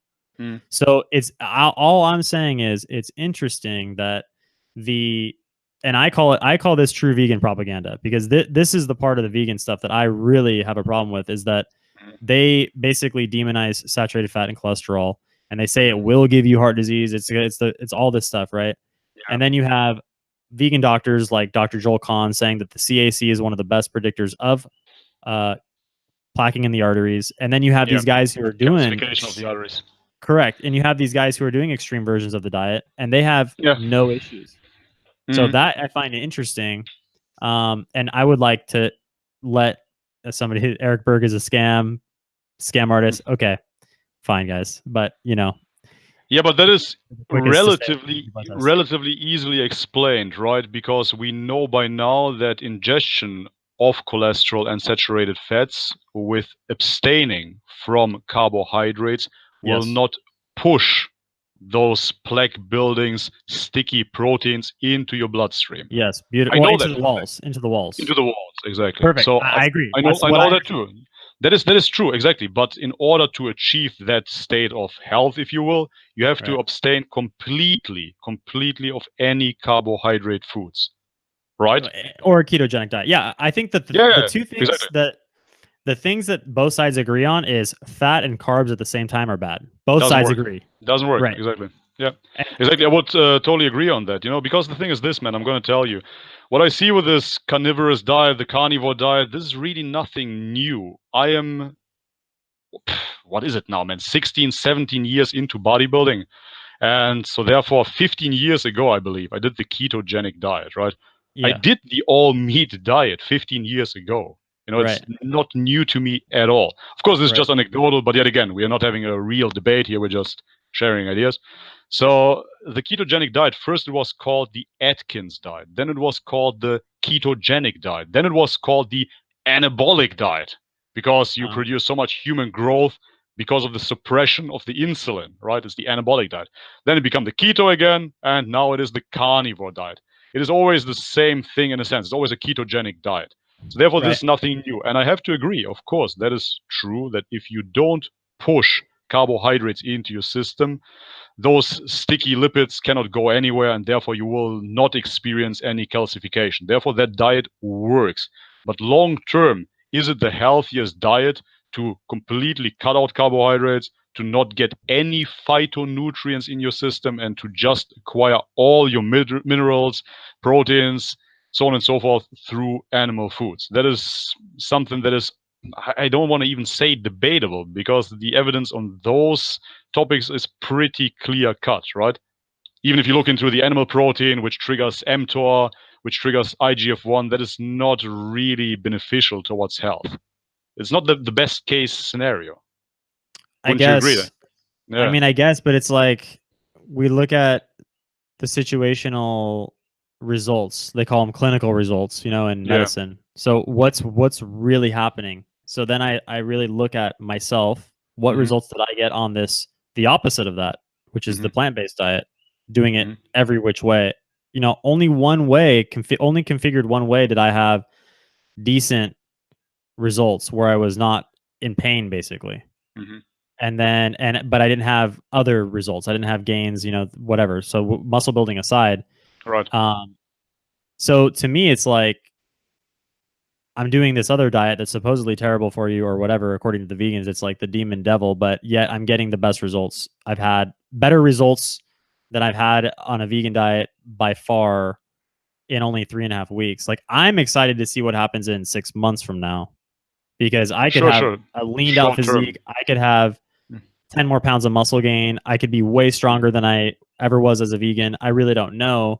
Only the future can tell that, And as far as long-term health, I feel like I am getting all my vitamins and minerals. So that will be taken care of, at least. Now, what are you eating right now exactly? What are you eating right now? Right now I'm eating a lot of muscle meat, a lot of steak. I'm eating, I honestly, see, this is, I keep it honest. Like, to me, steak gets pretty boring. Like, unless you have the right cuts, unless you're eating ribeye, which is the most expensive steak. See you later, change broker. I felt amazing on cocaine and steroids. My gains were awesome. Well, that's a good mix. Yeah, it's a good mix. So I'm eating chicken when I get a hold of it, when I get good chicken, which is I'm buying like the preseason chicken from the store. I'm sure there's even some sugar on that because everything in Hawaii is like teriyaki, sea salt based, whatever. Eggs, butter, kefir, and some dairy like cheese or whatever. So it's pretty basic. My protein, if I eat 2 meals a day, is like 200 grams. The other day I ate 1.1 pounds, so it's about 500 grams, 530 grams exactly. Actually, I measured it. I put it in chronometer. Of tuna, raw tuna, and it was only 800 calories. I was full for the rest of the day. Yeah, obviously, man. Yeah, it was rough. It was a little intense. Amount of tuna. Fuck. It was intense. It was intense. So, like I said, I mean, I'll be honest about when I don't feel amazing, but I have to say overall I feel better. Yeah, sure. I don't know. I don't want to dismiss your results or anything. Why would I? I mean, I believe you fully that you feel better right now. Otherwise, we wouldn't have that chat here. But what I'm saying is, again, for a short period of time, feeling better it is a restricted diet after all. It doesn't matter if you call it, kind of if you call it natural or not. It is still restricted. You have no vegetables, no fruits, not even. By the way, I am eating some vegetales. I'm not eating 100% carnivore, because these guys they call it eat meat, drink water. Meat, salt, water. Yeah, exactly. That's the carnivore diet. No, it's not what I'm doing. I'll have some onion on my steak. I'll have some, onions. They have a lot of lectins as well. No issue though. Again, no. It's not enough though. It's not enough. I'm just trolling you, man. I don't believe in the fucking lectin theory. It's a theory after all. Yeah. So yeah, I'm eating some vegetables, some vegetable matter. I think that's completely retarded to basically eat nothing. Like, I had some olives the other day. I bought a pack of Kalamata olives. I was eating those with my foods. Yeah, if it comes my way, I have some of the greens or whatever, but it's like, I'm not making meals out of it. I'm not eating a pound of it, like as a vegan. Why don't you eat meat and vegetables? The guy says. That's a ketogenic diet, gag, and that's what I'm basically doing, except I'm using even less plant fiber right now, which feels very good on my digestion at the moment. So I don't know, maybe in a month. I guess we should transition to this. What am I hoping to get out of this diet? Yeah, because we talked about that you're making gains essentially, that you didn't Getting try stronger. the getting stronger, that you didn't try the whole food plant-based diet with the higher amount of supplemented protein per se, even though you felt good on that. Right? Yeah, let's just talk what you think you will get out of it. Sure. I mean, I think that this is what I'm hoping for, is that it Mm, heals my digestion, mm, which essentially seals and heals the gut. My white tongue goes away. mhm, And at that point, I will be able to reintroduce more and more plant foods. mhm, If at that point I'm able to eat so much plant foods that I can digest whole meals of rice and greens again, if that's the mhm. direction I want to go, because I do think that there's some benefit to the ketogenic diet. Yeah. And I do want to stay in ketosis until I shift. Like, I'm either doing ketosis or I'm going back to whole food plant-based vegan. Mm, That's the two things for me. And people can say that's extreme all they want. Eat a balanced diet. I've done that before. Fuck that. I did mm, 100 to 150 grams of carbohydrates a day, restricting my carbohydrates. I was really tired. I felt like mm. shit. And Yeah, I wouldn't recommend anybody to go under 200 grams of carbohydrates necessarily. exactly. I So wouldn't know why you would do that other than cutting. I mean, just again, anecdotal here. If I cut, I have to go under 200 grams of carbohydrates. The lowest that I have to go is around about 150 grams of carbs. Not necessarily that I have to go, but I push it down, and that is obviously total shit. Like it's like a competition prep, and I feel like shit all the time. Meat it's based or interesting. vegan.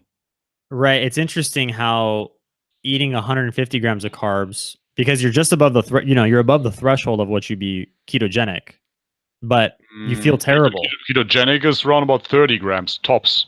That's what I'm saying. So you're above that threshold, but you're not Absolutely. like high carb. There's vegans that are eating Yeah. 500 grams of carbs a day. Yeah, which is insane. There is no point to do that. Right. Again. But Yeah. there's a weird threshold that you get above ketogenic, but you're Mm. low carb still, 100 to Yeah, 150 sure. grams, Because your but you fuel feel source terrible. is carbohydrates. Your body Yeah. cannot tap into the fatty deposits, and therefore it's jumping back and forth and cannot Yes. get enough calories. It is essentially waiting for those carbs because it's more than you need to stay in ketosis, but it's not enough to fuel you with energy. So therefore, it's a shitty state to be in. Yeah. I agree. And I've been there before and I won't go back there again. So I go back there every now and then to cut down. Yeah, but this is self-inflicted pain. This has nothing to do with health. This has nothing to do with, wow, I feel so good on my diet. I always yeah. feel shitty when I'm on low to moderate carbs. That is normal when you do bodybuilding diets. What That's do just what you happens. normally eat carbohydrate wise then? Carbohydrate-wise, I like white rice, I like oats, and I like sweet potatoes. That is Hmm. basically it. Yeah, those are my three top sources. So where should we take it from here? Do we want to go chat or do you have any more questions? I don't have any questions really. Maybe we should talk about the ethical implications. I think that would be kind of interesting. Just when you made the shift as a 4+ year vegan, how Yeah. it felt for you to make the shift and to go carnivore overnight. I think it's always kind of interesting to hear, isn't it? Let me just get my remote control here. I need to put on my seat. Too hot here. Keep on talking. Okay. I guess what I would say for my my moral feelings and emotions about the whole situation was I didn't have an issue with it. I mean, I grew up not hunting, I grew up fishing. Since I was like 4 years old. So to me, I was already and I had already been saying for a while as a vegan that I would be interested in celebrating my 5-year vegan anniversary with fish tacos. I mean, I was kept making that joke to people. And people were like, "Oh, really? Like what?" Because for me, it's like I don't want to be attached. I don't think fish is bad for you. I never did as a vegan. And that's funny you said that about that doctor. He said that he would recommend fish to older people or whatever, but plant-based mainly. So for me, Yeah. I never came to the movement for the ethics and the moral stuff. I didn't have that attachment and connection to it. For me, it's always been what is the optimal human health? And if you can prove to me, I was convinced that it was veganism. No question about that. I didn't even question it for many years. Now, if I always said though, if you could prove to me that I would need animal products in my diet, then I would go back to eating them. Simple as that. So I already had that in my mind that that could be a possibility, a very small possibility in the future. But I truly believe that I would never eat animal products again. I thought that they were completely unnecessary, very unhealthy for you. And then, of course, I had my issues, and then people came along with a solution, and I went with that. You know. Okay. So it was never an ethical move for you to begin with. It was always about the health. Therefore, the A- skip wasn't hard. Absolutely not. Yeah, no, that was not an issue. I mean, I looked at the bite. I was like, am I really going to eat eggs and beef right now? Because I don't know how this stuff tastes. But oh, did we lose the call? Share the permanent link.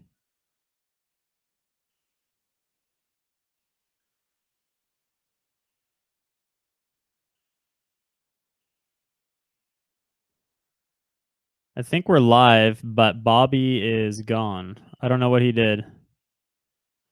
Can you guys still hear me in the chat?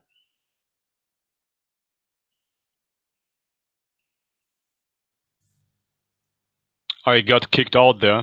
Oh, Do you hear I me? think we're still live. I think we're still live. Yeah, we should be. I just got kicked out for whatever Okay, reason. cool. I think my Wi-Fi disconnected. I'm ready for these comments. Geez, bro, it's all about you, isn't it? The world is larger than your little bubble. Compassion. Listen, this is what I have to say to you people, and I got to address your people here. Is Okay. when listen, if it was your natural diet to consume something, like for instance, a lion eats gazelles, it eats zebras. That is its natural diet. We cannot feel any way about that. It might be sad or hard to watch that type of a thing, but the issue is it needs that food, it eats that food. Now, if we're humans and we need animal products, and this is proven, or at least we're very convinced that that's the case, because obviously it's a subjective thing. If we're convinced, then we shouldn't be thinking about the feelings involved in that. To be honest with you, that's how I feel about it. Yeah, sure. If that If is the truth, then obviously, like, there would be no moral implication, because if human health would depend upon eating animals, then there would yes, be absolutely no case to be made for veganism. I fully agree. But yet again, with the science behind it, as for right now, it seems to be pointing into that direction. That, I mean, again, you always have those mTOR issues, you always have those cholesterol issues, at least in an extent, or at least in combination with carbohydrates, so on and so forth. So therefore, as for right now, honestly, if I'm looking through the science, it doesn't look too promising to any other diet form, or at least it always points out to a high plant-based diet, at least 80 to 90% for optimum human health, that is. I have historically felt the same way about it, and Mm, I I guess like we keep going back to is that if that is the way to go, then why do I and so many other vegans have issues? Anecdotal, you could say it's anecdotal, but mm, I probably know more vegans than 99% of vegans in real life. mm, Like I bet everybody in your chat right now has one or two vegan people that they know in real life. mm. You probably know a lot of vegans because you've been in Yeah, Thailand. yeah, I do. Yeah, okay. So I would say before we go into the chat, then let's just make an end statement to Sure. this debate, quote unquote. You know, I'm just gonna say what I think about the whole subject, and then we can go through the chat. So what I'm saying is, what I see with your specific case is something that is reoccurring, especially over the last couple of months, as I said before. It is it could be potentially an underlying digestive issue that hasn't been resolved. We don't know that yet if we don't do the tests. And I would like to see those tests, especially in your case, especially in vegetables police case, so on and so forth. So it would be very, very interesting and educational for any food community, if it is vegan or carnivorous or what have you, to see if those issues are the triggering factor here. Other than that, what else I can we agree with that. say? Okay, cool. Other than that, I would say that you would agree with that as well, that you, me, vegetable police, whoever were practicing or are practicing a very radical and, yeah, specific, if you want to call it that, approach towards that plant-based diet. Because as many vegans like to say, eating only chips and drinking beer is vegan. Yeah, but so is eating only fruits, and yeah, so is only juice fasting, so on and so forth. So you've been back and forth experimenting a lot, and you did try some extreme approaches, which in my opinion didn't help your digestion, but if anything, fucked it up even more. And anecdotally speaking, I can say that before I was vegan, everything was fantastic, to be totally honest. Then Right. when I was vegan, everything was fantastic as well. Then when I went raw vegan, issues started popping up. Then I thought that I needed juice cleanse in order to fix my problems that I triggered with raw veganism. Then the juice cleanse fucked me up even more. And through a juice fast, you essentially get into a spot where you have even more intolerances towards the foods that you were eating prior to that. And out of a sudden, sweet potatoes become the downfall of mankind because now you don't have any enzymes to break those foods down. So therefore, I see a decrease in, let's say, vitality and digestive ability through the ages with people that jump into raw veganism, juice fasting, drinking those banana smoothies, those orange juices, so on and so forth. So what I'm saying here, my closing statement is, I would like to see you getting checked out for SIBO, so on and so forth. And I would like to point out that your case is unfortunately triggered due to extreme practices with, yes, plants, but that is not necessarily what veganism is about. That is my closing statement. I would say that's a good statement. I would say that my only rebuttal to that would be that I feel that I had tried enough versions of the vegan diet to at least call one of them not extreme. And I am also, we're both on the same page, anti-juice fasting and anti-fasting. Yeah, fuck all of it. So I coined a new phrase today, CFD, chronic fasting disorder. This is a woman wrote to me today on my channel saying, you don't know anything. I've been vegan 28 years. How do you explain my success? So I went to her channel, right? She's been vegan for 28 years. Why are you making videos still about detoxing, getting rid of worms? Why are you talking about turpentine? Absolutely. And by the way, she's still overweight. So what success are you talking about? So I'll leave that as it is, and then absolutely. See, hey, I would absolutely, I have to agree there with you, and this is why I love talking to you. And I love one thing that you stated the last time, but I cannot really recollect that quote. I'm paying again. Was something about the open mind that led you towards veganism is the open mind that you should keep towards in your life or whatever, something on those lines. And I would fully agree with that, and I like talking to you. You're an open-minded individual, and I have to say that this is what we see in those niches of veganism. People that have the need to constantly keep on fasting and detoxing, and they're so dirty. This is a psychological issue. Absolutely. If you're healthy, you're healthy. This is when we talked about, for example, Dan the Man. I said, dude, the guy's crazy. Like, I really don't see point in following people like that. A guy that is still fasting, water fasting, what have you, after 10 years. Man, there's something wrong with you. That's just the case. But not physically, psychologically. Absolutely. That is a disorder. You shouldn't be doing this. That is just the case. So therefore, I agree with you. Cool. So I guess what I would say is I could do a service to the whole community by getting a SIBO test. When I get back to California, which will be in 2 to 3 weeks, I can start looking into that. And, obviously on my end, I'm hoping to see negative SIBO tests, but I'm sure the entire vegan community wants to see you fucking had SIBO the whole time. You could have healed that. You fucking asshole. And then I'll be the bad guy who went and ate meat. And then, by the way, I'm going to tell everybody I never went carnivore, and I'm going to completely throw this under the rug. I'm never delete the video. Yeah, deleting all the videos. So, anyways, yeah. Okay, cool. And so then I have one last question before we go to the chat. Wow, gains. Yeah, sure. Fucking hell, man. Good. So I have a question then.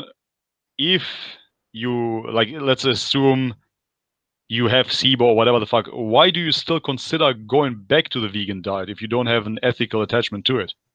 Why is that still there in your mind? That's a good question. I guess. Right? I mean, if it's not ethical, you couldn't care less, right? Like, why care at all? If you feel good, you feel good. I mean, I think at the end of the day, it's still nicer, you know? Mm, And I think that the food variability is actually, I know how to eat no matter where I'm at in the world. I can eat vegan and I can eat carnivore. Doesn't matter. sure. I don't care about being the weird guy at the table that says, I don't want bread with my meat.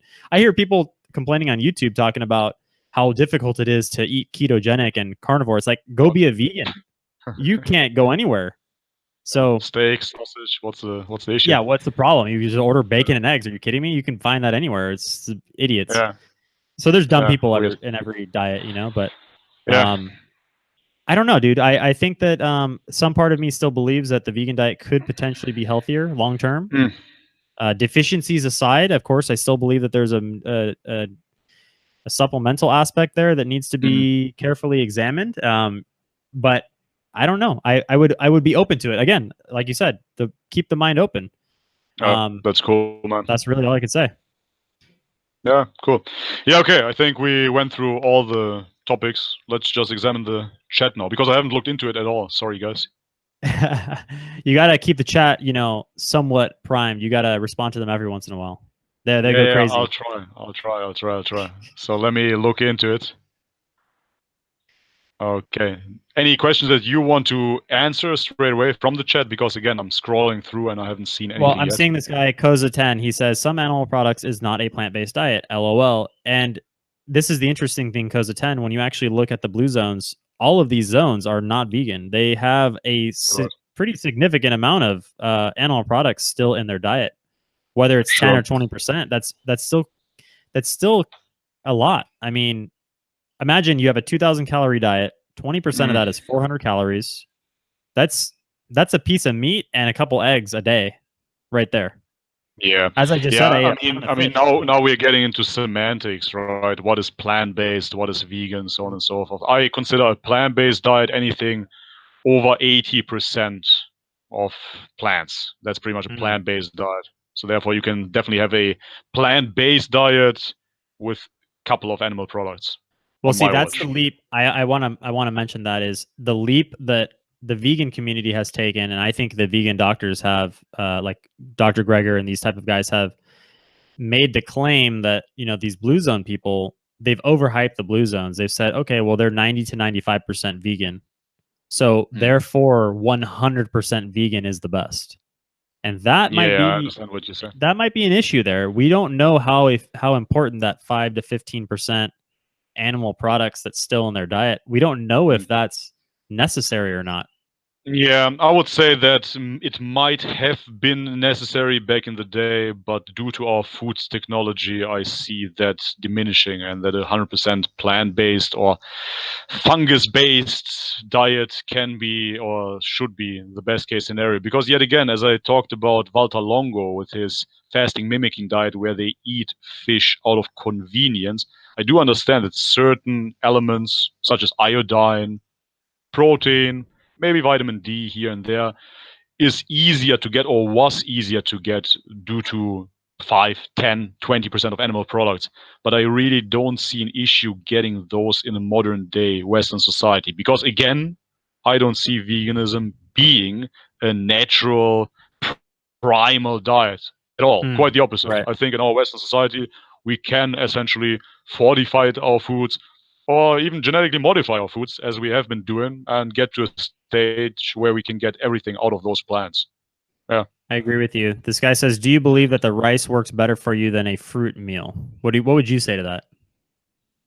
Yeah, 100%. And I talked about it in a previous video. It was the video where I said fruits versus starch.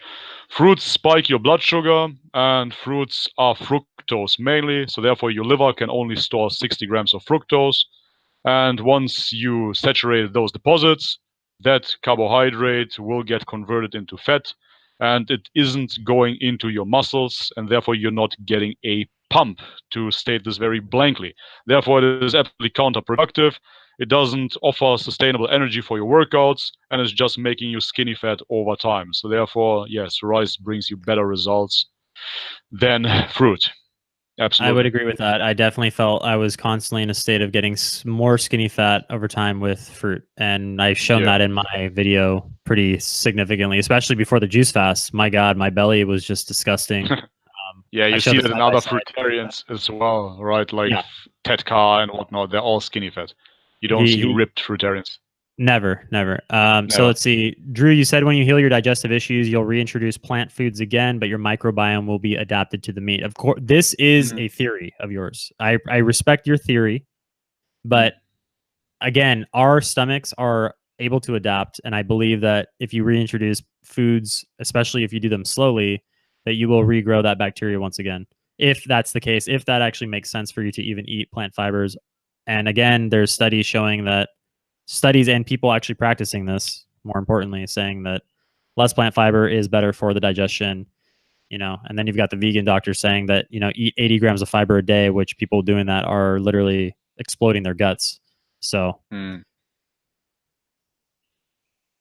yeah, I don't have anything to add to that specifically. I mean, we can talk about how fiber is nourishing our gut bacteria, so on and so forth, how enzymes that are not introduced over a long period of time will conflict once you start adding those foods again, so on and so forth.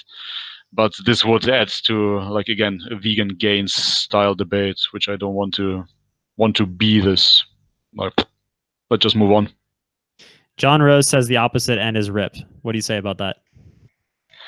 John Rose is an extremist. John Rose is cycling 4 hours a day and more.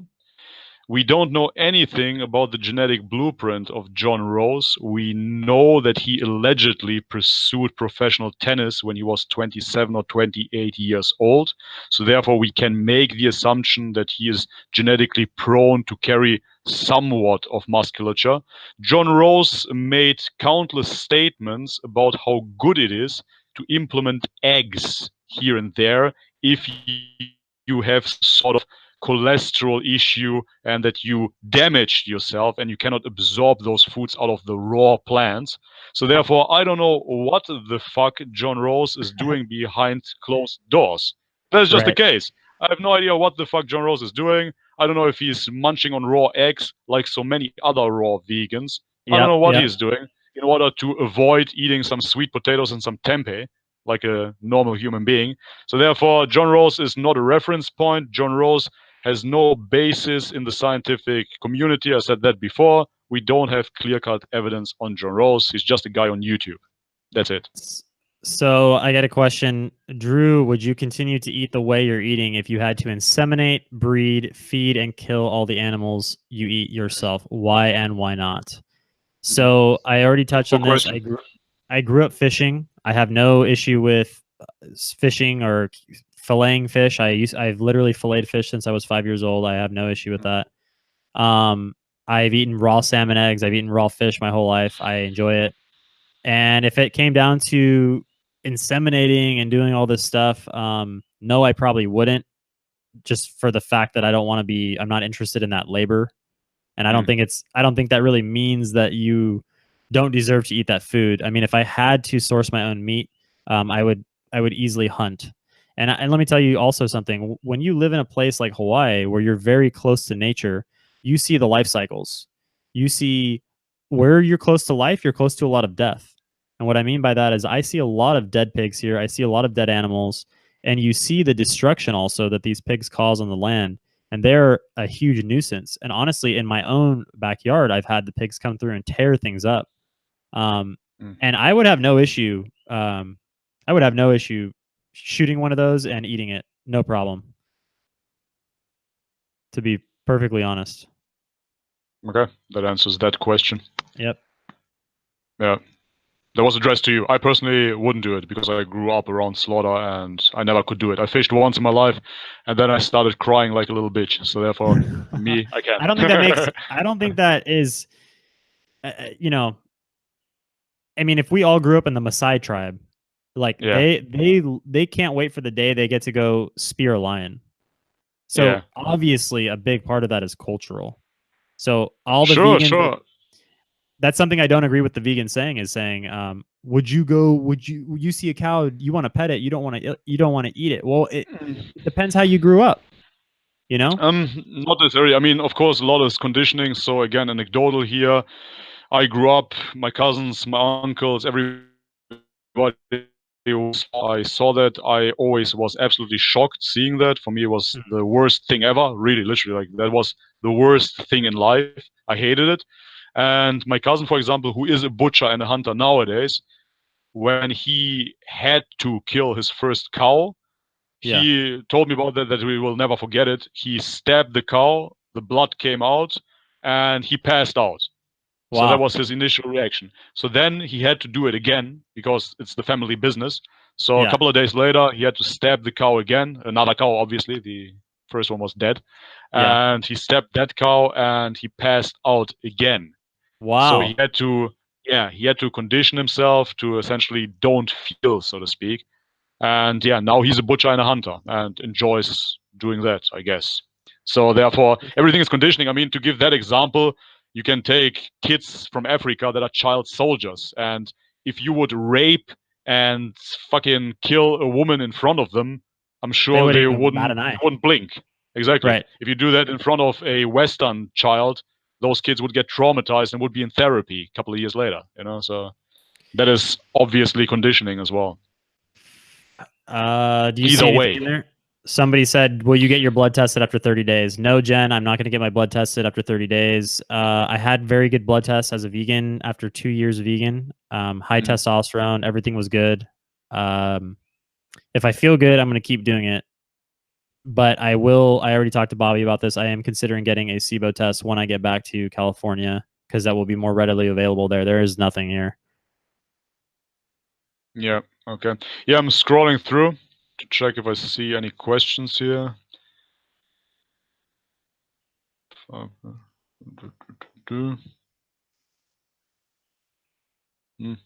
I don't see anything particularly. Twisted hippie. Yeah, dude, you've been around for a while. You've been watching my stuff forever. Twisted hippie is cool, man. He said rape is cultural. Yeah. I mean, that's the reality. You know, we're not here to. Again, I like to leave the ethical and the environmental out of diet as much as possible because I feel that if you're talking optimal human nutrition, then we should figure out what that is and then figure out how to make it more ethical and make it more sustainable after we know what that answer is. Yeah, with means, for example, through, let's say, lab-grown meat or what have you. Would that be an option in your mind? Right.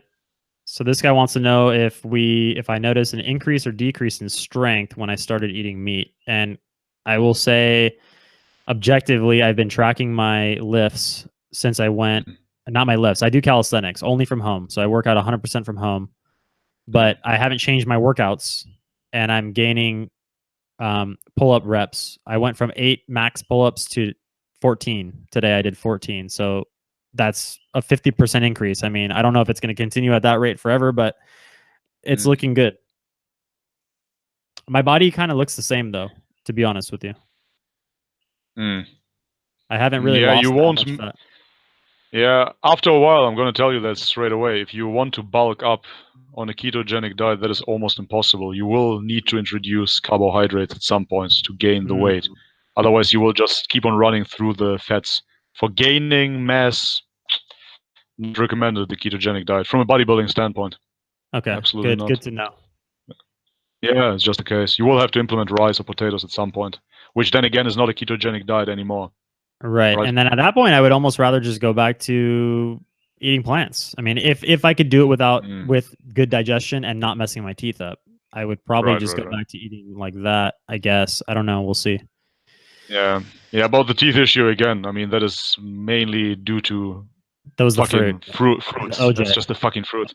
Yeah, the only fruits that I'm eating, just to point this out, the only fruits that I'm eating is berries and maybe one banana a day, one apple a day. That's max. I have days where I don't eat a banana, and I have days where I don't eat an apple. I eat berries every day, but that's it. I don't eat any other fruits, and they're low glycemic. Would you stay vegan if your health was damaged by it? I see people. I made a statement in regards to that in my video, but I've seen people in Joey Carbstrong and Ed Earthling's channel saying that no matter what, they would still eat plant-based vegan even if they knew it was damaging their health. And to me, what would you say to those people? Because I don't agree with that. I think that's No, completely listen. ridiculous. I'm gonna tell you how it is. So, as I said, as a kid, ethically, I couldn't bear seeing animals get hurt. I Yeah. was never a fan of eating animals. So ethically, I'm a vegan. I always was, even when I was eating meat. I always loved Okay. animals. So that's the case. But before going vegan, I went through all the science. Oh my God, man, for fucking a year or so before I could say, okay, I believe it now. This Yeah. is supposed to be the best type of diet. Because for me, it was like this: if my health gets damaged by eating only plants, then as much as I love animals, I wouldn't go vegan because that is not the ultimate truth. And what I'm interested in, Drew, I said it at the beginning of the podcast, is ultimate truth. So Same. if this machine here is a carnivorous animal, then I will have to say, as much as it hurts to see this, I will have to go and hunt and kill my own animals. And this is something that I would do then, because I don't want to rely on a third party that just kills the animals behind closed doors. I would go into the cycle of life and death and kill them myself just to embrace truth, if that would be the case. So therefore, no, I wouldn't damage my own health if veganism would do that, because that is not truth. That is delusion. That is pointing a picture of life that is just false. You know what I mean? That's like saying, no, nobody will die. Hmm. We're just going through life, and death is not a reality. That is bullshit. So therefore, I always do things that are true, at least as true as they can be. So therefore, no. If my health would get damaged, if my life would depend upon it, I would eat animals, as sad as that would make me. But as for right now, I don't see a point in doing it because it doesn't seem that we need to in this modern day and age. I agree That's with how I that see it. 1000%. Yeah. I guess I feel that the most recent science to me has convinced me that it's not as bad as bad as I initially thought when going into veganism. And I'm Mm. not saying that I'm really looking forward to, I don't know if people in this chat know, but I'm really looking forward to this debate that's going to go on Joe Rogan's podcast at the end of Me the too. month. Me too. I'm So super excited about that. that's fantastic. I mean, this Yeah. is what we need. If you're in the business of truth, Yeah, you need to exactly. have the people come together and talk because Absolutely, what do man. you know what do you know that I don't know? Maybe I know some shit you Exactly. don't know, Yeah, and we can figure it out, you exactly. know? Yeah, because I mean, again, I gave this example in one of my videos about the UFC. You know, prior to the UFC, you had like Shaolin monks Ah, that were claiming, I can fucking kill you with one chop of my hand, so on and so forth, you know? But then it got exposed and it got examined. So what works? Jiu-Jitsu works, Muay Thai works, so on and so forth. So therefore, this is what we need. Right now, as much as people like to be in one camp, what we really need is a clash of veganism and carnivores, so to speak, in order to yes. understand what is truly going on here. And I embrace that. I'm all for that. I love diversity. I love different opinions. And all I want to see in the end is truth being expressed. And therefore, this is the only way to get it. You know, we need to engage in those conversations. So I'm looking forward to the Joe Rogan podcast. That one will be fucking amazing. I hope. Yeah, I hope so too. I'm actually not very. I don't know anything about the ketogenic guy, but the guy he's chosen for the vegan Chris doctor Kresser. is the best. Joel Kahn Yeah, is he's the the best. best. He's the best. He's a cool guy, man. He's a cool dude. The other guy is Chris Kresser, and he is a chiropractor that used to be vegan, raw vegan, macrobiotic vegan, something on those lines, and then went into eating organs and Right. eating more primal, more ketogenic. So he's not I'm in the necessarily. middle. Mm, come Yeah, again? he's. I've been starting to research more into the ketogenic carnivore, doctors or whatever, like Gary Taubes. I know that he was demonized by the vegan community for quite some time, but I don't know. I'll send you some resources after the podcast, but I'm getting into an interview right now with Gary Taubes that he's talking about all this stuff, the scientific research that he did with a Nobel Peace Prize winning doctor early on in his career, and he's going through his findings and stuff like that. So Okay. I find that stuff interesting. Like when we're looking at truth, Mm, because a lot of people say that the nutritional science that's been done over the years, whether it's carnivore or vegan, is just really bad science. It's And kind a of lot, biased, yeah. yeah, bias, and a lot of the epidemiological studies are correlated, but on such a small level that they can't even be considered statistically relevant whatsoever. Right. Yet these things are taken and they're put into videos and say, this is the way it is. Yeah, sure. It's very unfair. Yeah, absolutely. There's still research that needs to be done. I would agree. I mean, as I said, as for right now, for me personally, it points towards a plant-based nutrition. About those 5 to 10%, as for right now, say that we are able to acquire that in our Western society. But again, it's open to debate. We don't know anything for fact. And who knows? Maybe there's some sort of nutrient X that we haven't looked into, So Of course. nutritional science is very recent. So therefore, we found out about DHA and EPA and shit like that pretty recently. So who knows? Maybe there's another fatty chain that we don't know about. You never know. Right. Nimai Delgado or John Venus, tell me you can't be healthy or strong on a vegan diet. First of all, Nimai Delgado, 1000% steroids. John Sure. Venus, I've met him in person. He's a big guy. Definitely, he's got good genetics for growing big. He's a mesomorph, 100%. And that's a guy, like we're saying, John Rose. He was probably athletic before he ever went vegan or anything. So yeah, he's Brazilian. That's good genetics. Right.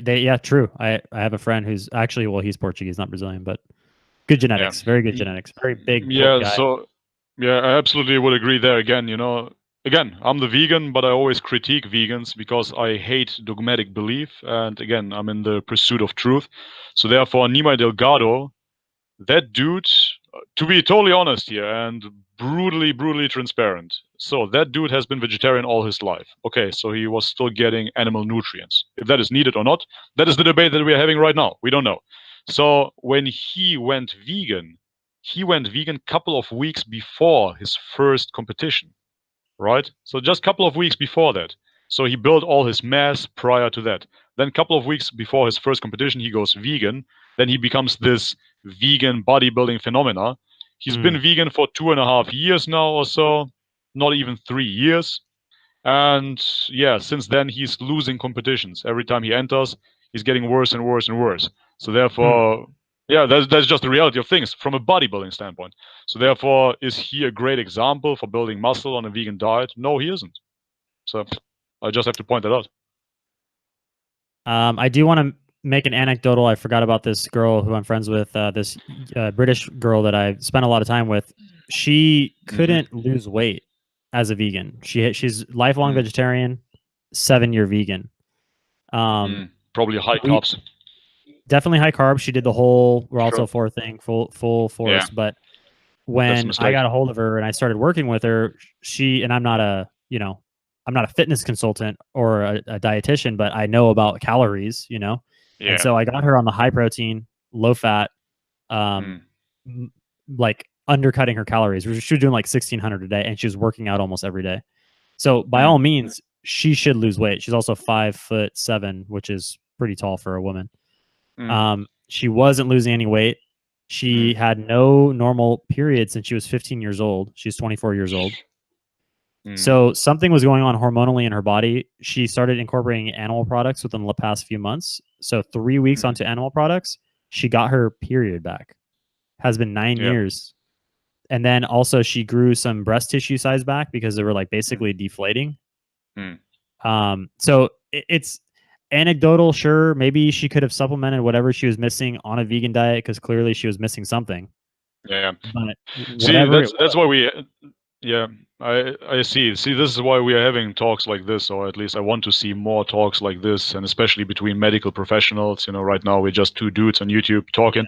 But yeah, I would agree, man. Absolutely. There are a lot of vegans that are deficient, and I've seen that over and over again. And therefore, I believe it is really, really important that it needs to be pointed out what people might be missing. So therefore, I'm trying to hammer in every single time. More protein, more healthy fats, a good ratio of omega-3s to 9s to 6s, so on and so forth. So therefore, it is not as easy as vegans make it out to be. I would fully agree. And in that case, if animal products now gave her relief and gave her the period back, hey, more power to that girl. I'm happy for her, man. Honestly, Yeah. like, why would I be It, pro-vegan and fucking die, with your no period and yeah, for real. So therefore, I'm happy for her. But still, I'm making the statement that it can be done plant-based, but it definitely takes certain measurements that you have to take into account. I Go do for want to it. say in her specific case, she was literally measuring almost every single meal, and she was on chronometer making sure she was hitting all the main markers. So in her What? case, Hmm? Now, how eh, much protein was she getting in? How much protein was oh, she getting in? How heavy was she? she's 135 pounds. She was getting in 100 grams of protein a day. Okay, that's not little. And fat-wise? Fat was pretty low. I think I had her about 50 grams a day. 50 grams. Yeah, okay, that's low, but not It's not horribly like low. Yeah, 5% of her yeah, calories yeah, though. yeah, yeah. It's low, but it's not terribly low. Right. What kind of fats was that? I have to ask. What was she eating? Avocado, obviously. Yeah. I can't remember. Maybe nuts and seeds. She wasn't doing oils or anything like that. Mhm. Yeah, see, this is exactly what I said. This is why we have to talk about things like that. Because on paper, now what you're telling me about her seems all right. Right? If Yeah. she was eating like that 100 grams of Specifically, protein, her 50 grams of issue was anemic. She tested anemic. She went back to the UK from right. Hawaii and she got blood tested, and her doctor was like, "You are severely anemic. You need to do Yeah, something yeah. immediately." Yeah, so exactly that could correlate because she didn't get enough iron in then, because if the macros seem right, then it could be another issue, such as iron, or it could be iodine as well, so on and so Hmm. forth, or even K2 in certain cases, because Right. people don't have the habit in eating natto, which I eat every single day. So there are Uh, definitely certain foods that are not being eaten by the population. Because again, for example, here in Asia, seaweed, natto, those things are kind of common, but in the Western world, we don't eat them. And therefore, if you say, hey, listen, eat some fish once a week, that can help a lot of people. But what if you would have the habit, theoretically, of eating seaweed every single day? Then you shouldn't rely on fish, so on and so forth. So I right. get it. I get it. There are definitely issues where people have to look into. And it can be inconvenient, especially in certain cultures. Because in Europe, nobody eats seaweed, man. Everybody would say, that's Right. fucking disgusting. Why the fuck would I eat seaweed if I can eat I told salmon? Get it. I told my friend the other day about collagen. I was like, "Well, you're not getting any collagen on your vegan diet," and she said, "Oh, Irish sea moss." And I was like, "So the one Yeah. fucking ingredient in the world, like the Irish sea moss, is going to give you the collagen? Like that's a bit impractical for people living in Yeah. South America, you know?"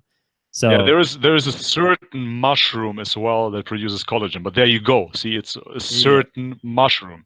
So this is what I'm right, saying. I totally agree. What I see is that having a plant-based diet with a little animal products might not be the healthiest, but at least you wouldn't run into deficiencies. That right, I'm open to admit, or at least consider.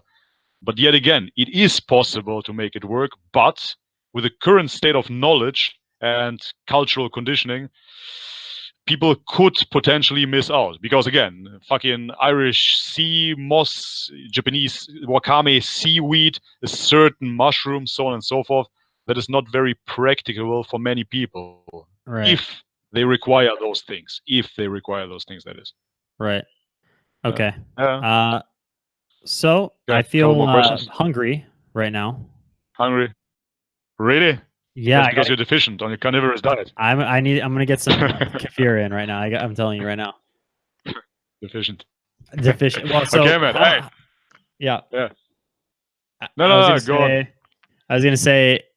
I need to keep now that your audience is somewhat tied into this. I need to keep you guys somewhat like I don't know. I have to do a 30-day for sure update video, Sure. which will be in 5 days, and then Sure. I just gotta keep doing it 60, 90 days and All see right. what happens. You know.